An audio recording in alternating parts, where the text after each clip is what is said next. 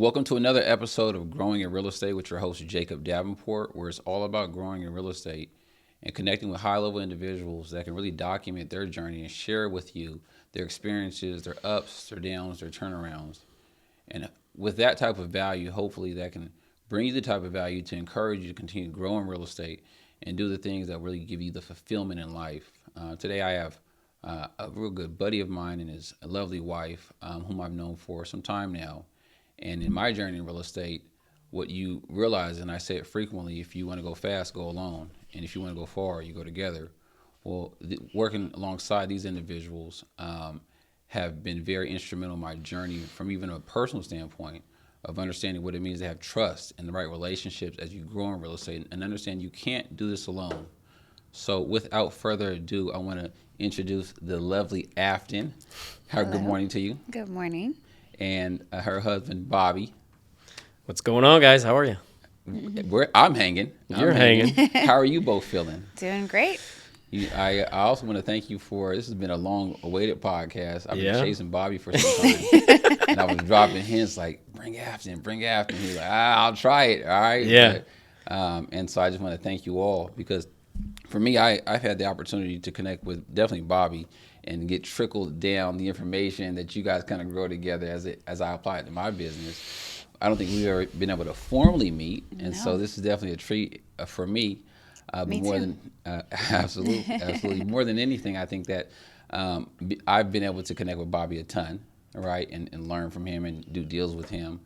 But for me, as I acknowledge my peers in the bubble that I'm working with, the value that I have for you guys, it means a lot to me to be able to bring that to my Deal Mastery 201 community, my 101 community, because I extract a lot of value, but I'm like, hey, you guys need to meet Bobby too, because there's just so many things that I've been able to learn, and having access to different people can really change the trajectory of your career. I mean, money's one thing, knowledge is another thing, but it's a business of people. Would you agree? Absolutely. Right on. Relationships are key for sure. I mean, just how we met and just how we continue to blossom in the industry. More people you know for sure. Definitely. How's business for you right now? Thriving. Yeah, no, it's crazy. We this month we just locked up our 13th deal, so it's best month we've had. We're growing. Afton just came on our team to an extent. Maybe kind of full time. We just brought in another admin, so we're doing great. Yeah, we're got 8 people on our team right now, which is fixing and flipping, wholesaling, and then we have a decent rental portfolio. So yeah, we're definitely blessed, and just kind of thank some of the communities that I'm in and relationships that I've had, as you referenced, to kind of have a path and a blueprint and go in this direction. And it's been amazing to see the growth with having some structure and things written out to where you want to go. Agreed. What about you, Afton? That's like the business component, but there's business and personal, right? Yeah. How's life? Life is amazing. It's beautiful. We've got 2 beautiful little boys, a 3, almost 4-year-old and a 2.5-year-old. And they keep us busy. We are running. So, more present in our life is finding ways to give us time back and to slow things down so that we can be as present as possible at home. So, but no, our life is amazing. We're truly, truly blessed. How long have the two of you been married? Be 5 years and 2 weeks. Yeah. So 5-year anniversary coming up. We've been together 7.5 years, and we met at Keller Williams. So we met in the industry, had a love language of real estate and business, and went from there. She wasn't a big fan of me at first. I kind of wore her down after a while, but the first 2 encounters, she wasn't a fan. I was not the person I am today, and you got to grow and kind of mature, and I wasn't that person at 28 or 27 or something like that. Yeah. And over time, I think she saw like a different side of me, and then got together and I told her, I was like, one day you're going to love me. I was like something, because she was down the hall, and it was, easy to pop in and say what's up. And 7 years later, and a couple kids and a marriage, and it's been a whirlwind, and it's been, we've been on the fast track with life too. Yeah, I do remember thinking that this guy is crazy. It's never going to happen. It's like, It's never going to happen. But if you want to take me to lunch immediately, I'm hungry right now. And That's he good. would Ooh. take If me you want to to buy lunch sushi right for me, now. take me out, go for it. That's But this is good. going nowhere. I was like, all right, I'll take my shot. I'm 5 minutes away from Makuni. Take me there. He's like, okay. And I was just having fun with it. Didn't think. there's like high school sweethearts, and then there's real estate sweethearts. Yeah. I like that. Yeah. I've met real estate sweethearts. Yeah. Our office had like 3 marriages within 18 months. So the romance was real Yeah. at Keller Love is in Williams the and air. Natomas if someone's seeking for Yeah. little matchmakers over there. Like today, you know, I what's so important is there's so many things we can talk about because you guys have a very decorated career in real estate, and the wins and even these shortcomings in which had to be turned into wins through learning and market shifts, right? So like building community and deals are one of the things that I've learned that you guys are very you do well. You run a monthly meetup, right? And you both run a monthly meetup in which you're building community, educating people, leveraging your relationship with others to put them in front of people to bring them value, right? And then finding deals. You guys are freaking deal machines. I know collectively as real estate agents, you guys have done over 100 deals one year before. Consecutive years in a row, probably 4 years in a row, and then market shift, family life becoming more prominent, important, slowing the real estate business side down where we don't do as much, but we still do quite a bit of business. Yeah, buying your time back, but also doing other activities that very likely bring you larger returns. And it's not all about the money. That's what I learned about the two of you.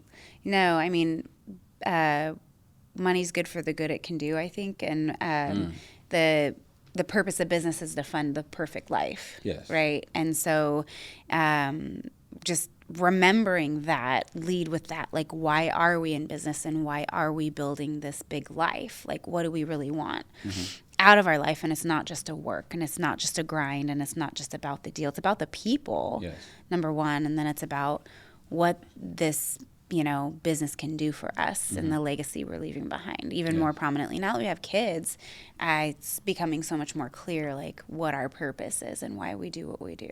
So, and I think for so many years, it was just about the grind and the win and being on top and, and then now it's just more like, it's okay to do less because we have so much more, like, we have two little boys now. That is where my heart is and where I want to spend my time. And so everything that we're doing and how we're structuring everything is just kind of around how we can, be more family centric and be more present.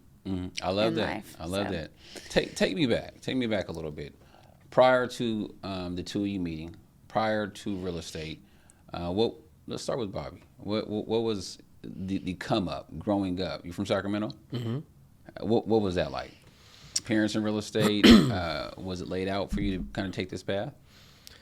No, both my parents. My mom worked for UC Davis, social worker, and then my dad worked for the city. He was in the planning department.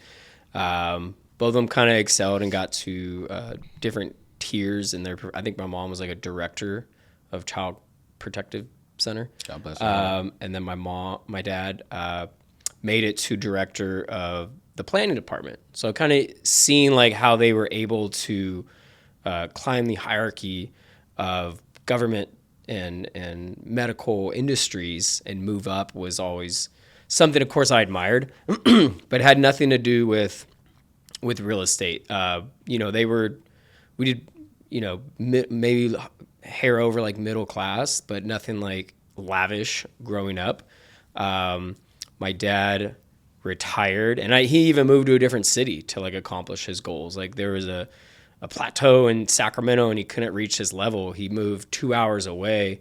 I was 20, I think, and he went to Chico and then knocked out his 2 years there and then got his pension. So both of them, did their 30 years or whatnot and had a safe retirement. And I think, in my mind, I always kind of understood like they had those those pensions and they had a comfortable retirements. I knew that was one way or another something I had to accomplish, which is kind of why at an early part of my career, I was like, I got to buy rental properties because that's going to be a retirement piece. And then, I just somehow always had a knack for grinding and selling things. I was selling candy bars in middle school. I would sell burned CDs in middle school. I'd sell shoes in high school. I'd sell cars. I sold some illegal items in high school and college. Got in some trouble for that. And then did insurance out of college, and then realized real estate had some bigger paychecks. So then I moved to real estate, and then saw some people doing flipping. One thing led to another, and here we are. Mm-hmm. It's very clear that a lot of times, although we don't know what we want to do, your life will talk to you through your progressive steps. You've been a people person. You've been in sales. You've been very creative. You've been a grinder, a hustler, and it just seems like as the opportunity presented itself, you just took the next progressive step. Not much of what you're doing now within working with people, working with community, having a great reputation, treating people correctly, utilizing those relationships and your skill sets to provide a service or a product. It has been in every chapter of your life. I think that's fair to say. And so looking back, it's not surprising that you're doing what you're doing now. Is that fair? Yeah, and I think, as you posed that question, I never really thought about it. Yes, like what my parents did. Like they did, move, because I always, they put in their time, they got a pension, right? How does that relate to kind of what I'm doing? But they did like climb ranks to get to like a level and to an extent like one of the higher levels like in their field. And before we started, I think you asked like, what decisions makes you continue to I guess grow, or do you question some of the decisions that you make, or why do you keep going type thing? And I guess maybe intrinsically like that's there to an extent of just like wanting to keep going to other levels. And I think naturally like we want to continue to see different levels because it gives us a sense of accomplishment. Mm-hmm. But over time it's just like I've seen something or somebody do something and I thought that I could do it, and then I just get in and go for it, mm-hmm. and then pick up the pieces on the way, but it's worked out so far. Yeah, I think it's important to note that this is my first podcast in which I've had a powerhouse couple, right? Two individuals that have been married, they're in the business of being married to each other, being in the business of real estate, and can kind of document how that partnership works. Because any partner I've had in real estate, I don't go home with them at night. Unless they're having some pizza, then I'll come over, but I'm out of there. It was a strategic merger. Yeah. I like that. And Afton, how about you? Take us back a little bit. Where are you from? I'm from Sacramento as well. Okay. I grew up in North Highlands. Okay. Very blue-collar family, hardworking. My dad was a framer, a contractor, and my mom was a waitress, and or worked at a grocery store. And she had the benefits. He brought in the money, and we lived in a tiny little house. And just through growing up, all we knew was hard work. Like both my parents just worked so hard. And mm-hmm. if there's one thing that I took from them as a child and that I keep through my whole life is that and they never planned for retirement. Mm-hmm. Their parents never planned for retirement. My grandpa worked until he couldn't work anymore. And, even still my dad is in his 70s and he's still swinging a hammer. Good. He's a beast. That keeps him healthy. It keeps him healthy, keeps his mind healthy. But he's at that age where he still needs to work and didn't plan for his future. And so, I've taken a lot from them as hard work. If you just put your nose down and you work hard, anything's possible. And then also learning from them what not to do, planning for my future. And wanting to, be able to take care of my family when I get older, or when they get older. So I started in real estate in 2010. 2009, I bought my first house, and I was studying for my classes, and I was going to school. And I'd been in school for, 5 years at junior college. I was to transfer to a university or anything, but state budget cuts during the Great Recession weren't allowing any transfer students or any new students through the entire state of California. I was going to commute anywhere. Bay Area was willing to do whatever it took, and I could not transfer. So I figured, and my ultimate goal had been to get my real estate license, yet my first goal was to graduate from college, because I'd be the very first person in my entire family to have a degree. And so that was something very big for me. And since I wasn't able, I literally couldn't even take any more classes at a junior college. I just was there for so long. I decided, well, I've always worked full-time, gone to school full-time. I might as well get my real estate license and start there and go back to school next semester whenever I could again. And long story short, here I am today. I never went back to school, and you go to school to get a really good job, right?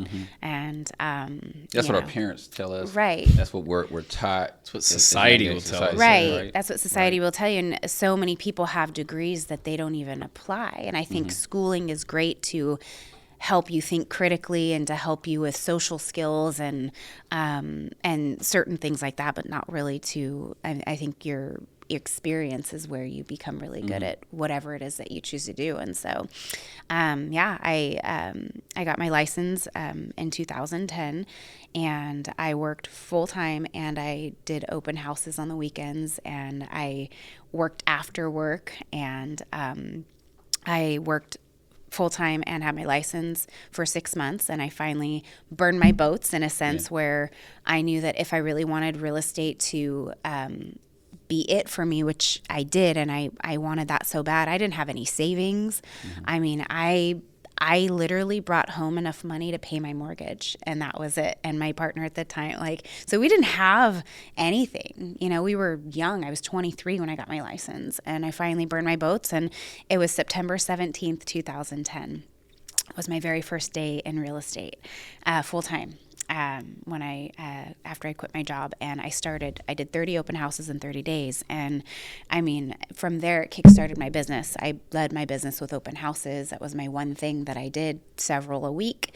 And several open houses a week? Yeah. So that's weekends and during the week. I mean, ignorance is bliss. When you don't know what you don't know, I listened to nobody, and I figured if I could, and even my previous boss was kind of like a good luck, good riddance. He literally said, I sure hope you can make some money in this market. And I was like, thank you. Yeah. And so many people told me I was crazy. What are you doing getting in this market? Everybody's getting out of this market.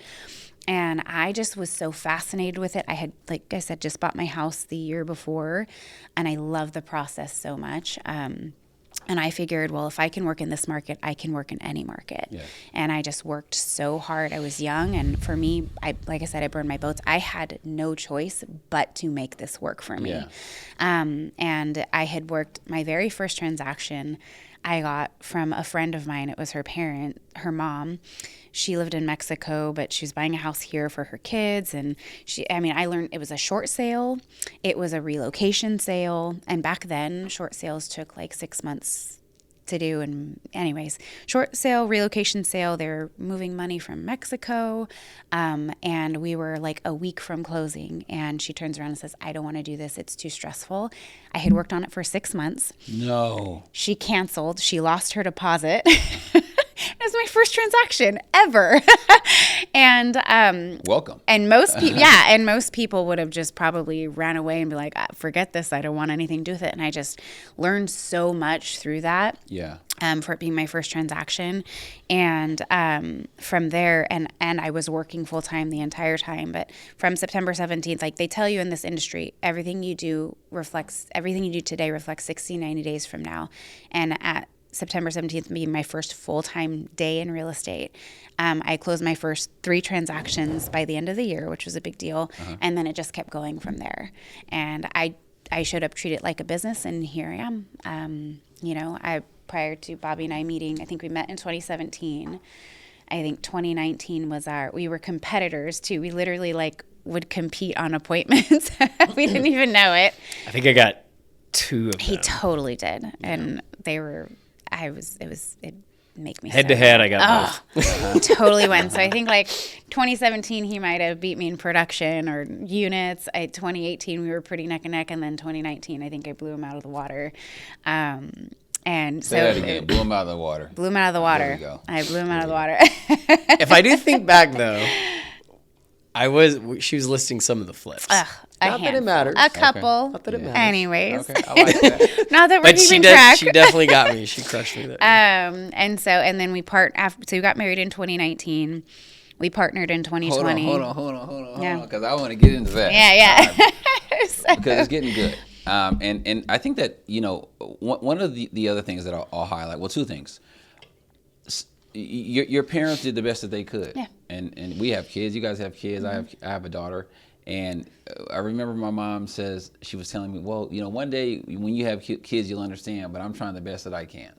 And your parents did the best they could with what they could, and they've done a great job, or with what they had, right? And so for you guys to take the entrepreneurial route is very, very different than what was showed to you. For you to be either ignorant enough or have the belief in yourself enough to say, hey, I'm going to go this route, burn the boat. I'm going to go this route because you could have did city plans. You could have worked at the hospital. You could have done any next progressive step of a branch of either what society teaches us or what you saw with your parents. And you guys took the leap of faith and bet on yourself, even when your manager was probably telling you best of luck to you, right? Yeah, and the funny thing is that I was so completely shy. I'm just completely different than I was at 23 years old. Just having a conversation with a stranger was so scary to me. Yeah. And the first 2 open houses I did, I made my brother come with me because I was shy. I don't even know what to tell him. Shy. I'm and I had to tell myself if I could say nothing and let these people walk out of this open house, or I could say something and say the wrong thing and I'll never see them again. One way or another, I could say nothing, I'll never see them again. I could say something, and if it's wrong, I'll never see them again. Or I could say something right, and they could become a client of mine. Yeah. Yeah. And I remember the very first lead that I got from an open house, and he walked out, and my brother was, sitting there, and I jumped whoa, I got one. It was so cool. And I probably celebrated way more than I ever needed to on it, but it was so neat. But just the shyness of it, I forced myself to get out of my comfort zone because I truly never saw myself as a salesperson. And real estate to me, I was never a sales position. It was Right. because I had just bought my first house, and I was like, what realtors do matter? I had 3 realtors before I found an amazing realtor that actually helped me and actually listened to me. Yeah. So I took that experience with me to every client that I helped was listen. It doesn't matter what their price range is. It doesn't matter what their needs are. Everyone matters. And I'm going to help every single person to the best of my ability. And I think, to my fault is that, I don't know when to quit. Yeah. So it's probably been one of my greatest attributes, and yet some later in life learning that that's something that does hold me back too, but not knowing when to give up. And then you said the entrepreneurial spirit, my dad was, he was a framer, so he was self-employed forever. And the thing that I loved about real estate is that I could make it as big as I wanted, or it could be as small as I wanted, do it on the side, whatever. But the choice was up to me. Right. And the growth was unlimited. Right. And I had been in a job for 5 years that was just, I would fall asleep at my desk. Kinda it would dead just end in some completely ways. dead end. Right. There was no growth there. It was just a great job for school. Yeah. I had flexibility for school and whatnot, but wanting something that I had the control over my destiny and my future and the amount of money that I chose to make was what I wanted. and treating it like a job where you show up every day, you know, and put in the hard work, and I guess your reward is in direct correlation to the work you put in. It was addicting. And she was definitely fearless. Like she bought a house, the house that we live in today, we did like an addition on. But like when we were getting together, we were looking at open houses in Curtis Park area, Land Park in Sacramento. Barely. And it was like a $500,000 house. And I remember thinking about the mortgage, like $3,000 back then. I'm like, you're nuts. A single person, Like, $3,000 a month. What are you doing? And it was a fixer. It was a fixer. I'm like, what is she doing? He showed his clients We were looking at the open house. houses. I actually looked at the same house, but just absolutely fearless. Like, you know, when we were getting together and dating and started the relationship, I'd go hang out at the bar, and she's still at the office across the street. I'm like, I do open houses. I'm like, I gotta go. I'm go just do an hanging open out house. and chilling. Like time, like I did have more mindful understanding of like where I wanted my time spent. Right. And she worked late and did the weekends and all of that, and just fearlessly just went out there and crushed it, and has been an amazing entrepreneur and realtor. You make me think, because okay, so you guys both started off as real estate agents, but right now you're doing some massive stuff in wholesaling and flips and acquisitions. You guys have a team. Yep. What, either one of you, tell me that time, that friction zone that turned it from real estate agency, right? Because that's where it started, until now. Again, how many properties did you lock up this year or this month? 14? 13, yeah.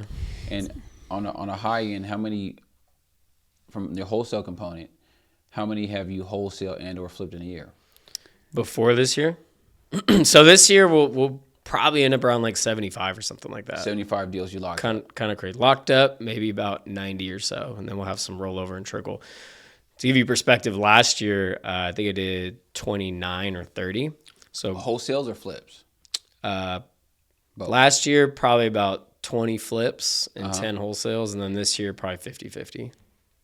So about 30-ish flips and then 30-ish wholesales. That's scale. Yeah. That's scale. What was the moment that turned it to more of an investment? Because again, these steps are progressive. Yeah. So I can definitely talk to that. So Bobby, you know, his first brokerage he ever joined was his broker did a lot of flips, and his broker taught him how to search for deals for him. And so Bobby's like, okay, well, I'm searching for these deals for other people. I'm going to start doing my own. So Bobby, you know, started very early in his real estate career flipping, like one here, one there, like maybe a couple a year, partnering with some other investors, doing flips together. And then eventually he started doing it. And he'd always kind of did it on the side, and he did his real estate business, which to me I always found to be amazing, because for me I can only do one thing. Like, I'm not good at Different hats. he wears multiple hats, and he wears them well. It's always been remarkable.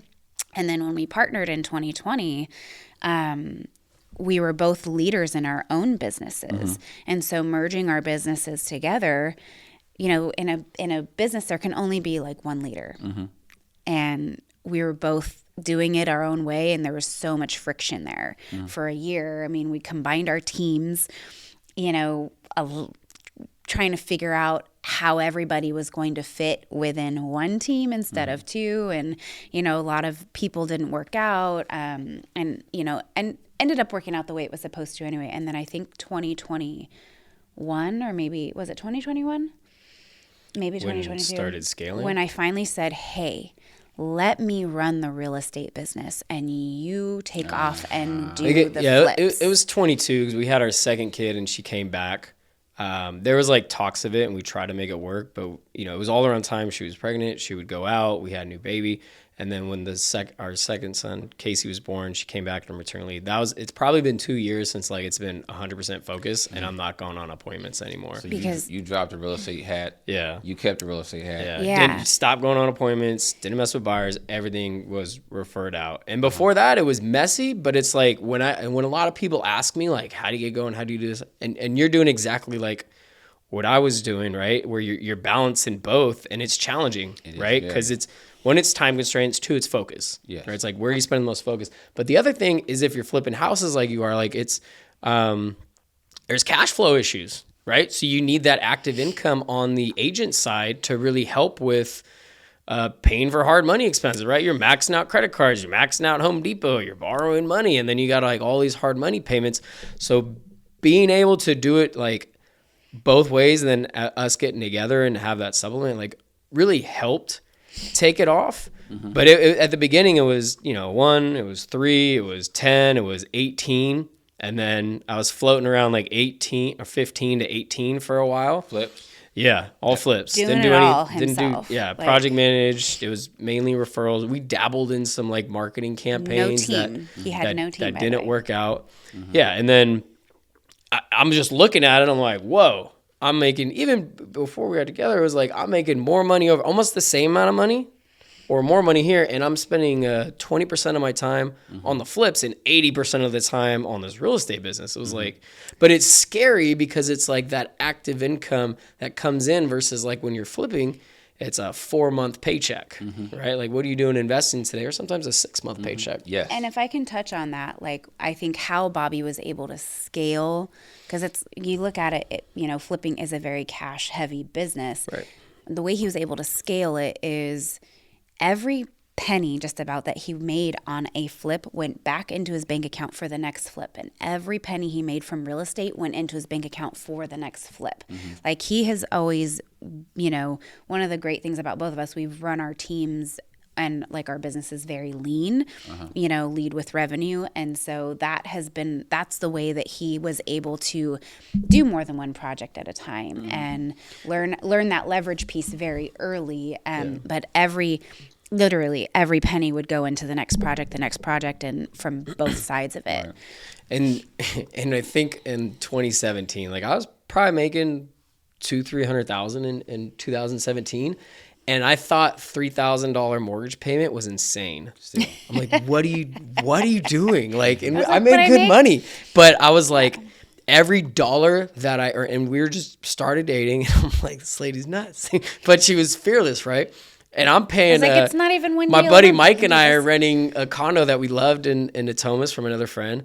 That was like $1,400. I was paying $700 a month, Wow. and I had like I've never like gone like that extra mile with the car with the house. I've never. This is the first house we bought like together a year ago that I bought for myself. I've bought over 150 houses, and the first one that I bought for like to actually live in was a year ago that we're working on today. So it's been like, that was something I always got from my dad, like save, put away. And for me, I just reinvested it. Right. I reinvested the money, and I various points of like leverage. It just, thankfully it flowed at the right time, right? It's a more challenging market right now for sure. But we hit some lulls in like 18 where interest rates went up a little bit, things slowed down.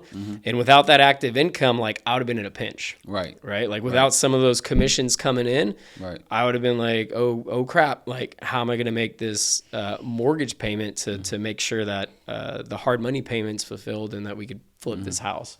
It was a balancing act for sure. But I want to touch really quick. There's some really good stuff that's coming to mind here. But, for him, like he would just reinvest the money. And then for me, like he told me my $3,000 mortgage was nuts, which is true because the house that I lived in, my payment was $891 a month. So going from an $800 a month payment to a $3,000 a month payment of a fixer at that. But he's just more like invest. Like he's got that tunnel vision on investing. I'm very emotional about my decisions. Like I'm the planner. I'm the safe one. He's the calculated risk taker. But when I want something, I freaking go all in. Like that house that I bought, I think I literally put every penny that I had for my down payment, my closing costs, and then I still had to renovate it. I had no money. I'm like, and she wanted me to move in, and there was no shower or AC. I'm like, hold on. Like we got a couple priorities before I could live there. Bathroom at anyway. Sitting in a bathtub with like one of the old school showers, like didn't even have like the stand and just like showering myself. I'm like, this is ridiculous. We make pretty good money. I mean, that's so much about really the real life application of that's like finding, because it was a deal. Finding deals. No, it wasn't a deal. He's like, it was not a deal. This man literally, he showed his clients because like how I just It was a passion whatever project. it is, I don't know why I gotta have these ugly, the worst houses ever, and I'm like, Plaster I got wall. this. You know the houses that you tear apart. The old ones. The old ones. cement I'm like, walls, I got this. I'm knob gonna- and tube wiring, old plumbing, no AC, but it was cute. I'm gonna knock It this was wall cute. out. I'm You gonna knock work this hard. wall out. I'm gonna knock this wall out. And my dad, being the contractor, I just have this vision. I'm like, Dad, come in here. We're gonna do all this together. And I remember my brother and my dad and my mom came during inspections on that house, and they just have their hands in their pockets. I'm like, so what do you think? I'm so excited about this house. And they're all looking at each other, and my mom's looking around. Everybody's got their mouth closed and just not really sure what to say. My mom's like, it's gonna be great. She's like, has blind faith, just like if she believes it, I believe it. And Her dad, and then she got this guy Sammy that we work with from another flipper, and Sammy worked on her house, and that was 7 or 8 years ago, and to this day he still works with me. And that was she like- met him through a relationship with another flipper. 8 years later he lives in my apartments. He's helped me do probably 100 houses almost, so crazy like the and relationship he was like connection there. that was the I think start of a consistent Yeah, contractor that finding- Let me dive into that. Yeah. Let me dive into that because the as I share, we have the community on, and I think that two of the reoccurring questions, because part of the community I lead, the challenge is we're trying to get into our first deal. Yeah. Yep. And it's what we just discussed and the journey you guys have been on to be able to buy a home, maybe not at a discount, but a home that you like, a passion project. That well, that's what Bobby calls it. It is. That only comes after house. a lot of delayed gratification. Right. And so much. It's good to be able to harvest and be able to arrive at this chapter, but early on, like you said, your first open house, it wasn't easy. And so when we get into our first flips, as we try to grow and get to a chapter like this in real estate, there's so much delayed gratification. There's so many things that are setbacks. There's so many setbacks that pop up. Community and finding a good deal is something I harp on continuously, because if you find the right deal, you can make money. And you find the right deal by doing a lot of things. You can pay for leads, you can pay for marketing, or you can network. So how important is building community and being involved in community important to you guys, and how has that helped you grow? Well, absolutely. I mean, I think surrounding yourself with the people that are doing what you want to do is the biggest piece. I think, finding Sammy, I found him from a flipper that I used to hold all of his open houses.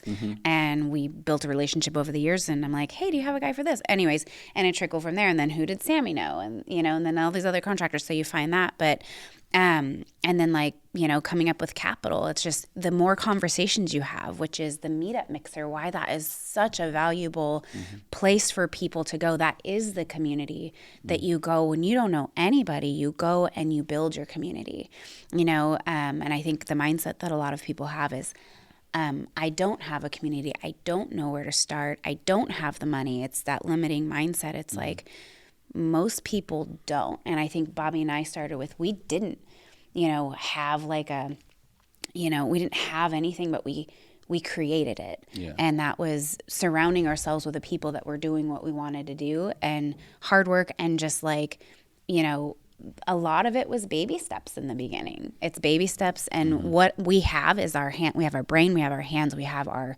work ethic. I didn't have like I said, I didn't have a penny to my name when I burned my boats and I started in real estate. And then, I didn't have any money when I bought my first house. Like there was like a government grant program that was giving you money back when you bought your house. So I borrowed like money from my parents that I paid back. And then, Let me ask you, but tying that back to like community. Yeah. And I look at Capital Wealth Builders. You meet once a month.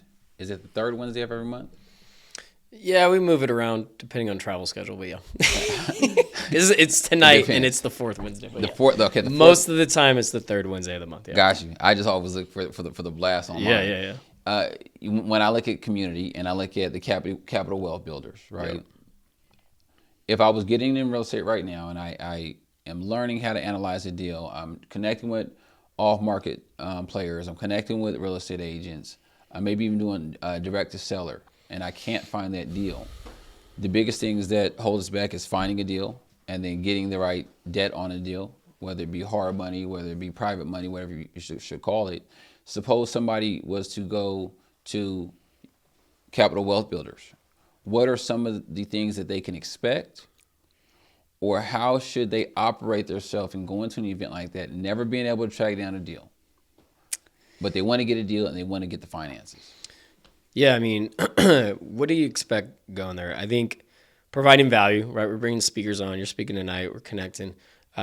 People's stories like this, how they started finding deals, try to be intentional about the direction of those conversations and just giving newer folks and experienced folks guidance on how to find that deal. The networking in there, right? So you and myself, both of us, we've grown our businesses through relationships, right? And I didn't really go to meetups until like after COVID, I think 3 years ago, something like that. And I couldn't believe that I didn't go to more of these. Like occasionally I'd go and I'd look for investors maybe to find deals for something like that, because I would kind of find them on MLS or off market or whatever. And most of my deals to begin with were through going to realtor mixers. So I was a part of like my like networking and connecting phase. Started one, I just like vibing and connecting, having some drinks, right? So I'd go to mixers. I went to the Sacramento Real Estate Association Young Professional Network. I joined the board. I went to the mixers. I went every month. I got involved, and I became the president of it. And I, 2 years in a row, I like ran it, right? I'd go to all the Placer ones. I'd go to the Sacramento ones. I'd go to El Dorado So you're ones. traveling. Yeah. You're traveling. You're It was fun though. It was like, oh, my friends are all scooting around. Let's go meet people. And that was specifically when I was I started with insurance. Then I went to real estate. So I was switching the identity. And then like, I realized like, oh man, I'm making $30,000-ish, $40,000 on a flip. Like, why don't I just switch the branding? And I'm talking to everybody and people know me. So like to this day, like half of my business, we're going to do 70 something deals this year. About half of them are referrals. And a lot of it's from like the work that I did 10 years ago or something like that, seeds, going to those events, built relationships, planting the seeds, and then following up and getting in front of them. And then I also I started going after attorneys. Like I would call attorneys, I'd stop by their office, I would go to the Attorneys Association and I'd go to their luncheons and I'd be super uncomfortable in these big suits that didn't fit me because I was trying to look professional out there. And I would have some very awkward conversations. I wouldn't even know how to hold a conversation. I don't even know half the stuff they're talking about. But just like getting in front of them, they saw a hustle, and I started getting I still to this day get leads from attorneys. It was hard money lenders, it was real estate agents, and it was attorneys.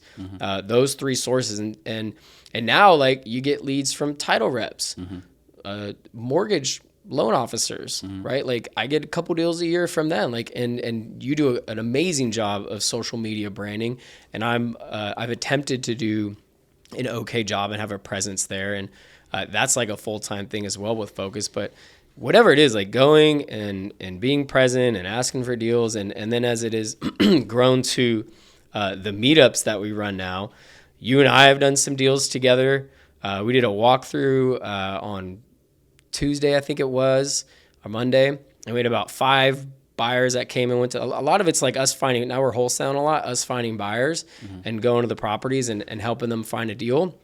And then newer wholesalers are sometimes they don't know how to raise the money for the deal, right? Sometimes they don't know how to do the construction and it's overwhelming or stressing, right? Or sometimes it's finding that buyer and wholesaling it. So being in there and working with folks and creating those relationships, you're able to do each of those pillars of the business and help them get to the finish line. Yeah, by going to meetups, a lot of times we know. A lot of times we have an idea of where we're bottlenecked at in real estate investing and finding that first deal. Yeah. Right. We know that hey, I either I don't know how to analyze a deal, I don't know what a good deal is, or I don't know how to get an offer accepted on a deal, or even the capital for a deal. Yep. And so by going to networking events like the Capital Wealth Builders, or like DMing either of you on social media and saying, hey, do you have a deal? Or like, I need help with this. It's really just the question. The right question and asking the question a lot of times can tell you just how far you're going to take it. The conversations are invaluable, right? Like one, how do you get to that next level? Two, like I met a guy at the West Sac meetup that was like, I can lend on projects for like 100% and get you all the money and blah, blah. I'm like, cool. Did like 2-3 deals with them. Then Jake needed a deal, Yep. right? It was a heavy lifting one. I was like, bro, you want it? He's like, why don't you partner on it? I'm like, well, I got a guy that'll hook you up. Yep. Right? Yep. So like I connected with dude Yep. like, I don't know, a year-ish ago, right? I've used him. Then I wanted to sell you a deal. I connect you with them. Boom. I put Let me tell that the story. money real in the quick. deal and everything in place. Let me And it was tell a that win-win story. for everybody. Let me tell that- right? so It's a huge Bobby testimonial there. Bobby called me about this deal. He was like, we've been networking, power networking. He's like, hey man, I have a deal in the area that I see you do a lot of investing in. Go check it out. I go check the property out. It needed some heavy lifting, and a fire had taken place. And but I was already in 3 other deals. So I was like, man, do I want to take this on right now? I don't know. I'm checking my capital out, and then my hard money lender, they might not like this property because of the damage. So Bobby said, look, if you like the deal, here, I'm gonna 3-way you in a text message with a lender that might do the deal. He texts me the information. I follow up with the guy. I said, man, this is not gonna work. He said, man, he'll loan you 100% of the finances. I meet the guy maybe 2 days later at the property. He says, all right, we'll do the deal. Send me over your LLC docs. We'll close it up. In like 10 to 12 days, he funded 100% of the deal. I didn't have a penny in the deal. Yeah. So to tie all this together with the meetup mixer, there are hard money lenders there. This guy, this lender, he was a vacuum salesman for like 20, 30 years, and now he just has a few $1 million that he's loaning of his own money, right? I think that's the guy that you're talking about, right? And so there's those people that want to lend their money out. There are contractors that come to these saying, hey, Yeah, Wayne's coming tonight. I can do work for you. So you can find your contractors there. You can find your hard money people there. You can find the deals there. Bobby's always he's got properties ready to dispo tonight. So you know, I think it's having those conversations and being intentional with what you're going with, and just being like aware of like all these different avenues that you need help with. Even if you go to conferences, right? Like you went to Pineda's conference. That was the first time, like, I think we connected to an extent, like a year ago. You bought me lunch at Chipotle and we sat down and just chatted. But you're going to those and you're like, you're meeting so many people, and sometimes you don't know what direction to have the conversation go.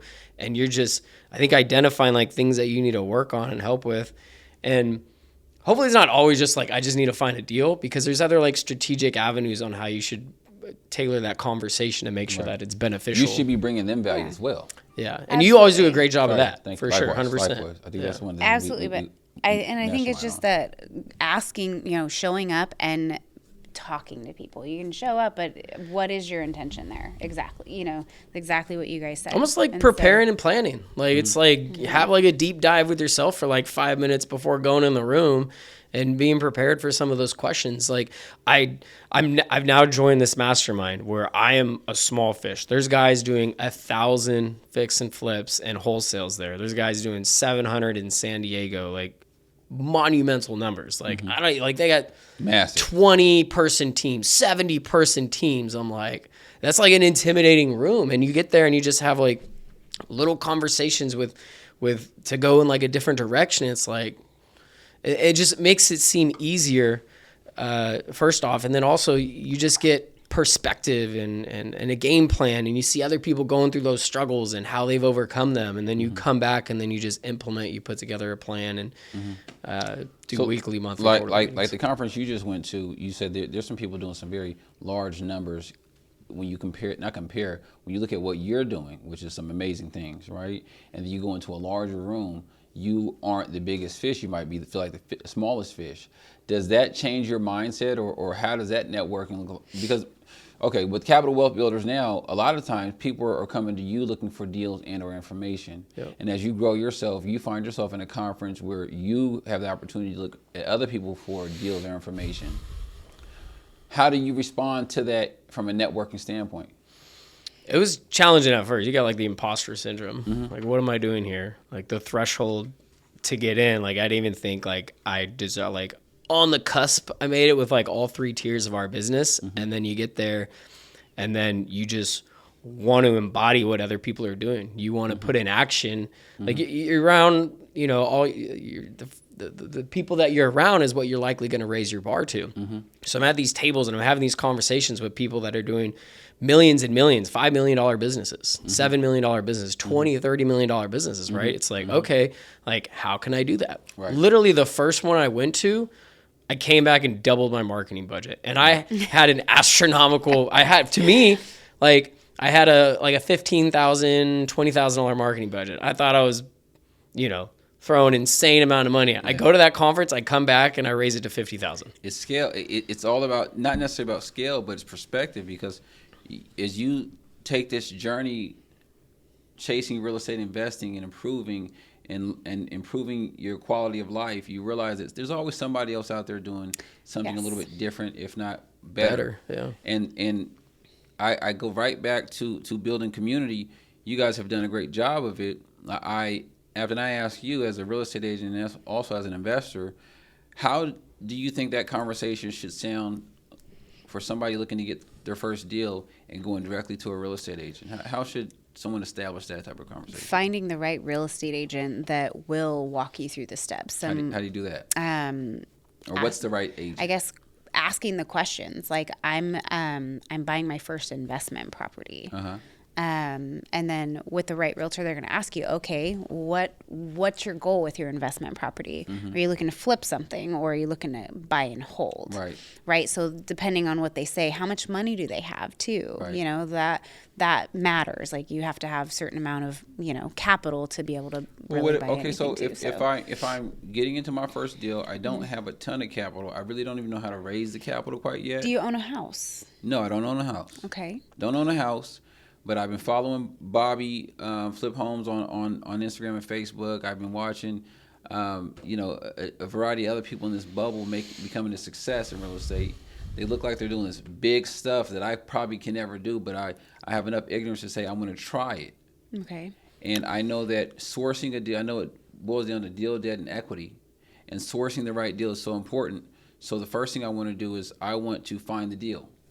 And, going with a, traditional realtor, finding a deal may, if you're looking for something to flip, those are going to be more of a needle in a haystack, where you can find properties on the MLS, but it's more like the relationship. Who do you know that might have something off market? Because that's where you get a better spread or a better deal on it. Right. I do think you want to, to an extent, start and try to get some capital, right? If you don't got any money, right, I guess you'd start trying to wholesale. That, those are different conversations and strategies. Yeah. But if you're flipping, and it tends to be maybe a little easier to throw through that transition and start.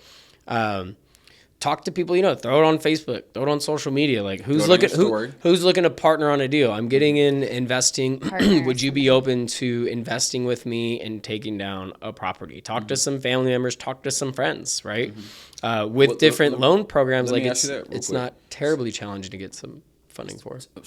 Forgive me, because I want to make sure I catch the pieces I think that the community is really asking for. So, just let me ask you this first. To be a successful wholesaler, which you guys are, does it take a lot of capital? You don't need any money to wholesale a property. I guess if you're going through agents, not necessarily. If you're going through you're joint venturing with someone, you have a deal and you're like, I can't find, I hit you up on an Ileton property. If somebody was out there, somebody want to buy an Ileton property, or do you have a buyer that's looking for Ileton, right? I don't have a buyer out there. So you're finding these little niches where we can partner together and both make money on something. So something like that, no money, find some buyers, something like that. It's time or money, right? You buy back your time, right? Are you going to pick up the phone? Are you going to do driving for dollars? Are you going to get some lists to make phones? There's no money involved with that, but it's a lot of work. It's a lot of work. It's a lot of work. Yeah.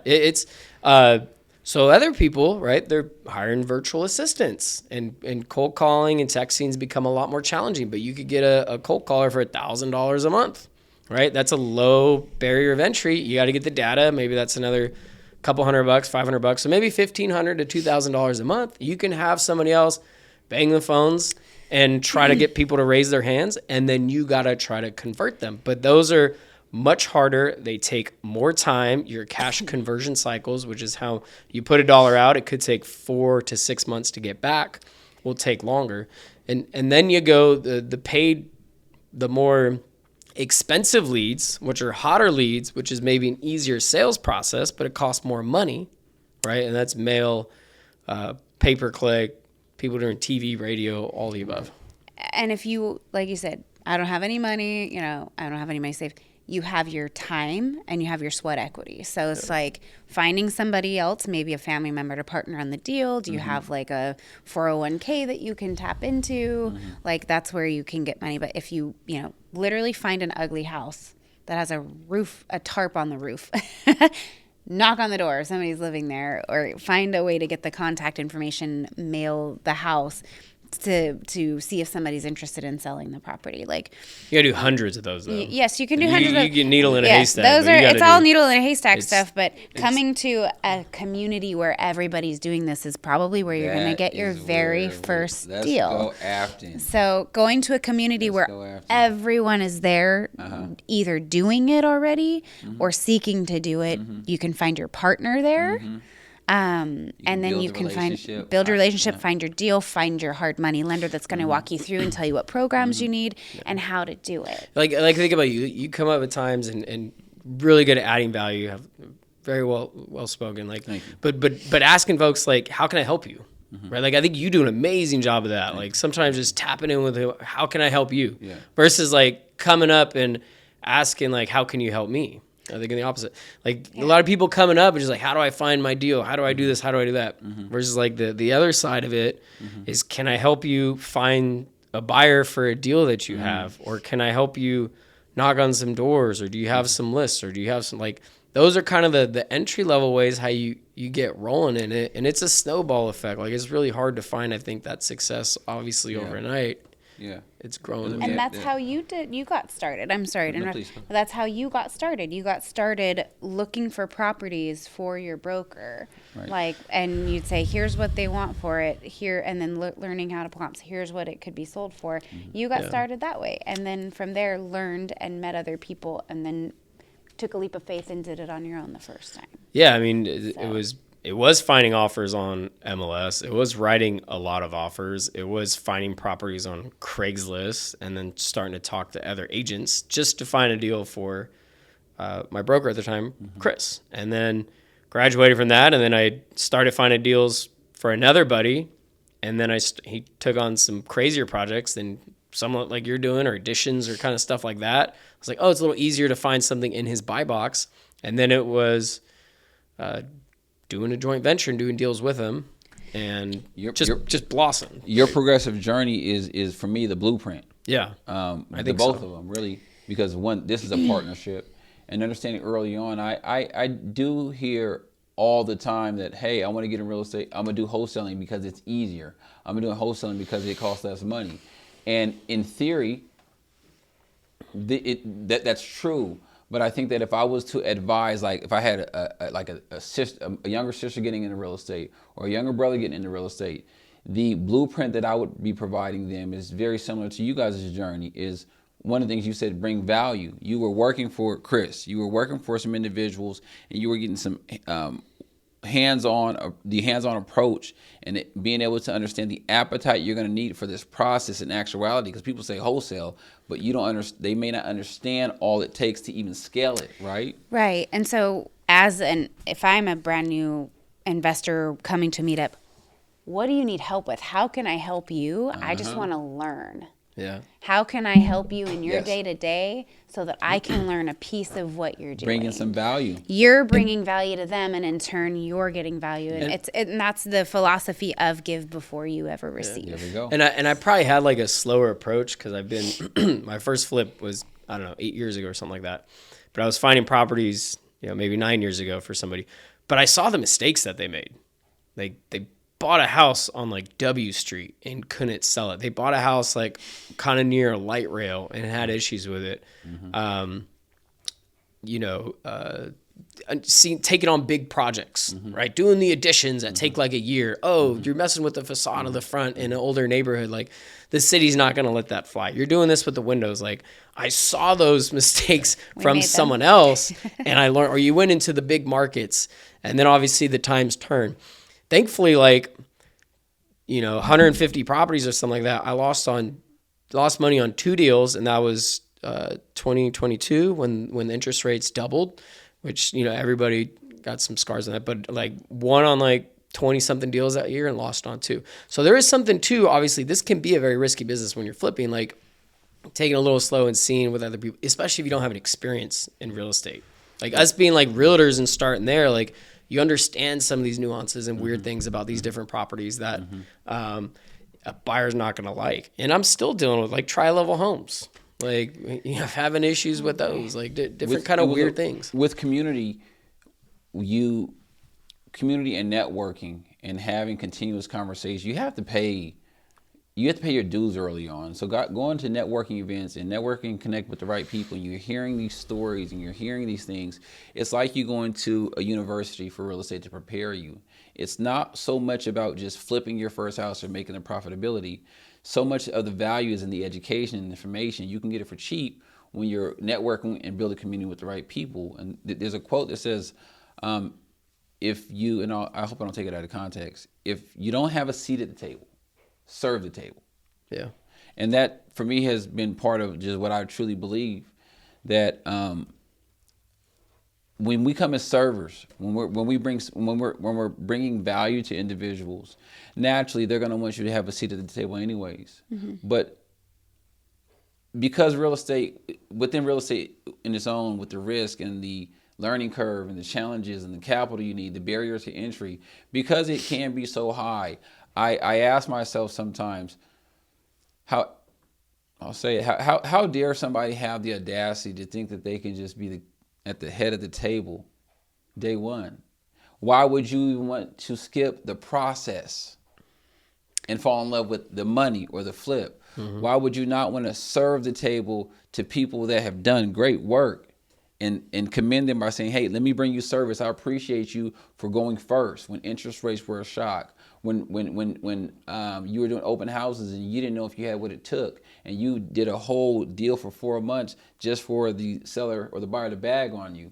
So for me, I would be coming in very gracefully for people that have done so much work and have so much value to bring me, and I would want to serve that table, not just hop to the front of it and say, hey, Bobby, you sit on the left. You guys bring me some food. Like, there needs to be a level of grace and humility, not because I think I'm somebody's father or teacher. That's just how these steps should go. Well, and I maybe that's how these steps should go. And if you look at, some of the most successful people over time, whether they're in real estate or, whoever they are, Facebook startups, like they were the humility with it. Like they started from nothing and they learned and they fought and they clawed and they had really hard work. Over and over and over again, persistency, being persistent and consistent over time, and that paid off. So everybody, it seems most people anyway, from, what I know is that when you work hard and you come from, giving and, it's not handed to you, that's where people thrive the most. And that's where I think the greatest stories come from. And sustainability is present. Absolutely. Yeah. Let me take a quick shift, and I appreciate that. I'm aligned with the both of you. Tell me a little bit about. It goes back to deals, right? And so, just trying to bring value to our guests and the people that are on live. How do you define a good deal? Well, I mean, clearly, I think I buy things, and he doesn't pay full price for things. And I'm very emotional, so I will give you my entire, everything I own for something that I want to, right? So if it's a passion project, it might be a good deal. Yeah. So today it's different, and I had to take some licks and like take on the heavier projects for maybe less profitable returns. But today, with the market shifting and what it is, like it's more cookie cutter stuff. So a good deal is something you don't need to, obviously it's time. Like right now we're in end of September, going in October. Like right now, pretty much I'm wholesaling everything, which means if I buy it, I take title, I'm throwing it on the market immediately. Maybe I'm painting it and getting it financeable. I don't want to take on flips right now because things are moving slow right now with interest rates. People are saying the election. it's not a great time. But at the end of the day, if you can make money on deals, I guess it's just like Risk how much management. risk management, right? So for me, it's like get it on the market as soon as possible. But if you get it on the market as soon as possible, what does that look like? You're putting the house on around Thanksgiving. Like that's not a good time to resell. So a cookie cutter to me is, 80s or newer. It's floors. It's maybe you just got to paint the cabinets, right? It may not seem like a big thing, but your project's just going quicker if you just spray them and throw some countertops on, or like the wood colors coming back, throw some white countertops on that those. white oak. Yeah. So having something that you can get back on the market in 6 weeks is a good deal. Yet we're going into a slow time, and you have to expect that it's going to take longer to sell. It's going to take longer to sell, and what you think the numbers look like today, be even more conservative for them to plan for them to be lower if they're not great, but plan for your sales price to be lower than expected, because that I think is being so much more conservative on your numbers today is key. It's challenging because for a long time, like it was take down the wall, open the kitchen, make it more appealing to the Increase consumer. the flow. Yeah. But then it's like, as you've ran into, like, what does that look like if you get hit by the city? Did you pull plans and permits and engineering, right? You just took down a wall. Like, is that going to interfere with like your time, right? Are you going to look at 12 weeks or 16 weeks or something like that? So I think, that is a huge play. And like, can I just put it back on the market and be an easier project? I put less money into it. Maybe I'm not fetching that highest comp, but it's turning quicker. And then I don't have the hard money payments carrying on as long. So, but that's challenging, right? When you don't have as many options. Right.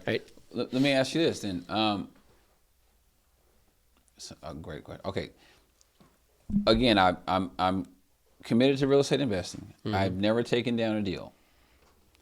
How important is it to be able to underwrite or analyze a deal? Very important. And that was the piece of like, don't buy in a busy street. Don't buy next to the light rail or something like that. Like, understanding the neighborhoods. Like I think you grew up in the Oak Park area. Like that used to be my bread and butter. That listing that I got from Afton, it was in Oak Park because she didn't know how to comp it. Let's go. And I knew Oak Park. I loved that area, right? And it's like various parts of Nooks in Sacramento, like they're very sensitive street by street. You cross over Broadway, you cross over Second, like it's a completely different neighborhood. So obviously you got to be able to understand that, because if you're comping a quarter, half a mile out in Oak Park, man, you Night got and day. 700K by the Med Center, or you got 350 on 14th, right? But that's like only a couple blocks away. Yes. And obviously that's like a small thing. You could tell by the neighborhoods and they look different. But you got to be able to have the proper deal analyzer, figure out what the carrying costs are, how many months it's going to be, the taxes, the insurance, all that stuff. Understand what contractor prices are. When you're brand new, that's probably I still don't get my estimates right, and I've done hundreds of projects. There's always going to be errors, but you got to have a little room for error with underwriting. For sure. I would say if you are brand new, have never done it before, partner with somebody. Okay, let's go. Afton, you got me back on course. All right. Partner with somebody who is experienced and will learn from them. Yeah. Learn from people who have done it already. Yeah, because they can walk you through the underwriting procedure. They can show you things that, if I rattle off everything that's in the top of my mind right now, it's going to be different when I'm in the trenches and walking you through a 2 or 3 month project, because there's way more things that come up that you're able to explain to somebody versus us having a conversation at the meetup. And I'm like, you probably want to look out for this, and that. Go for it. Okay, let me right? And there's 30 other steps in there that I'm like, oh yeah, I forgot about that one, right? And that one. Of how you're going to improve it, right? And to what degree based off the comps. And there's so many outliers too. So let me ask you this. So let's think about the Alton property. I just saw it briefly with some photos, right? It's available. Hit me up. When's this podcast dropping? No, we're live, so they know. And we're gonna post some of those too. See if we can get anybody in the community that wants to kind of do some partnering, maybe some creative finances, And we have some people ready. We definitely do. So we would Yeah. love to see if that is an opportunity for those of you that are live. Let's see. I'll check on that for you. All right. But my question to you is this, and now this is like rapid fire. Alton property. How much do you think the roof costs to replace it? The roof, 10,000, maybe 11. Okay. And what do you think about? But the contractor prices are I much got, lower. I got you. Yep. I promise I'm going somewhere with it. I'm going somewhere.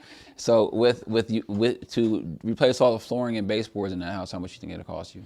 $4 a foot. I think it's 1,100 square feet, so $4,400. And you got baseboards, maybe 5,000. Okay, and then to redo the kitchen, cabinets, countertops, plumbing. Probably 10,000. Okay, and then replace all the windows. It's 200 to 300 a window. Call it 250 a window. If there's 10 windows, maybe 2,500 to $3,000. And then each bathroom.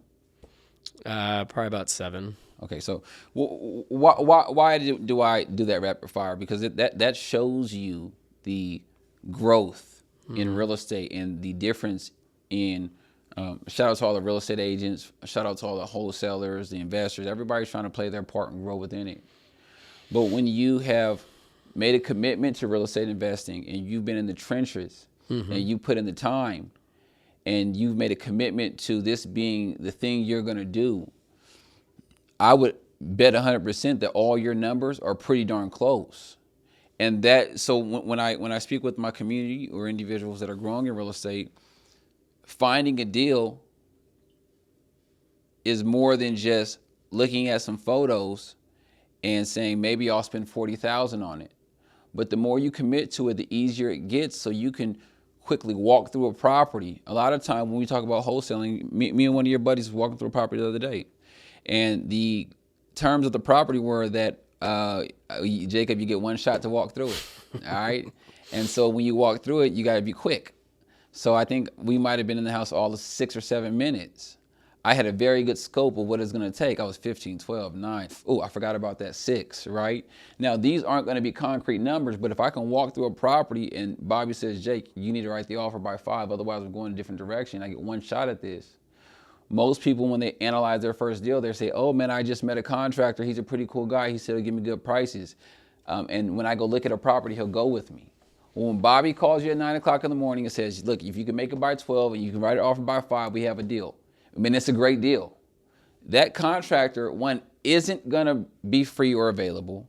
Even if he's going to be free or available, he's not going to give you the response on the scope of the work. And you don't want to trust in somebody else that's not giving you an itemized list of what it's going to cost to get this fixed. Because once you agree to Bobby or Afton, you close the deal, put it over the hill, your exposure is what your exposure is. So I'm not suggesting or challenging whether your numbers are right. What I'm showing is a very good example of a seasoned individual that has a pretty good pulse on the cost of construction, the current condition of the market, some of the things that objections that buyers would have, like being by a railroad, being by a gas station, being by a main street, and collectively taking all of this data with your experience. You happen to be somebody that's sitting at a table. And for somebody to come to that table and want to sit at that table and not bring value in exchange for you to help them understand real estate, is one of the most, they're shooting themselves in the foot. And so I commend you both for committing yourself to real estate investing. And I understand that to have come this far, you've given up so much. Is that fair? Yeah, 100%. I mean, I think we gave up more at a time when we had more time. Yeah. And then now we're buying back time, which is why we have 8, 9 employees. And then it's like, how do you teach them all, right? Mm-hmm. Show them, like, 'cause most of them can't rattle off numbers as quickly as you said, as we went through there. But it takes experience, and ultimately it's going through those steps maybe before like the live bullets are there, right? And that's like the preparation, like getting the pre-approval, getting the contractors, couple contractors, getting bids, getting an idea what numbers are, knowing what questions to ask the contractor. And then when it comes time to make offers, like you're feeling more confident. You're feeling more confident. Yeah.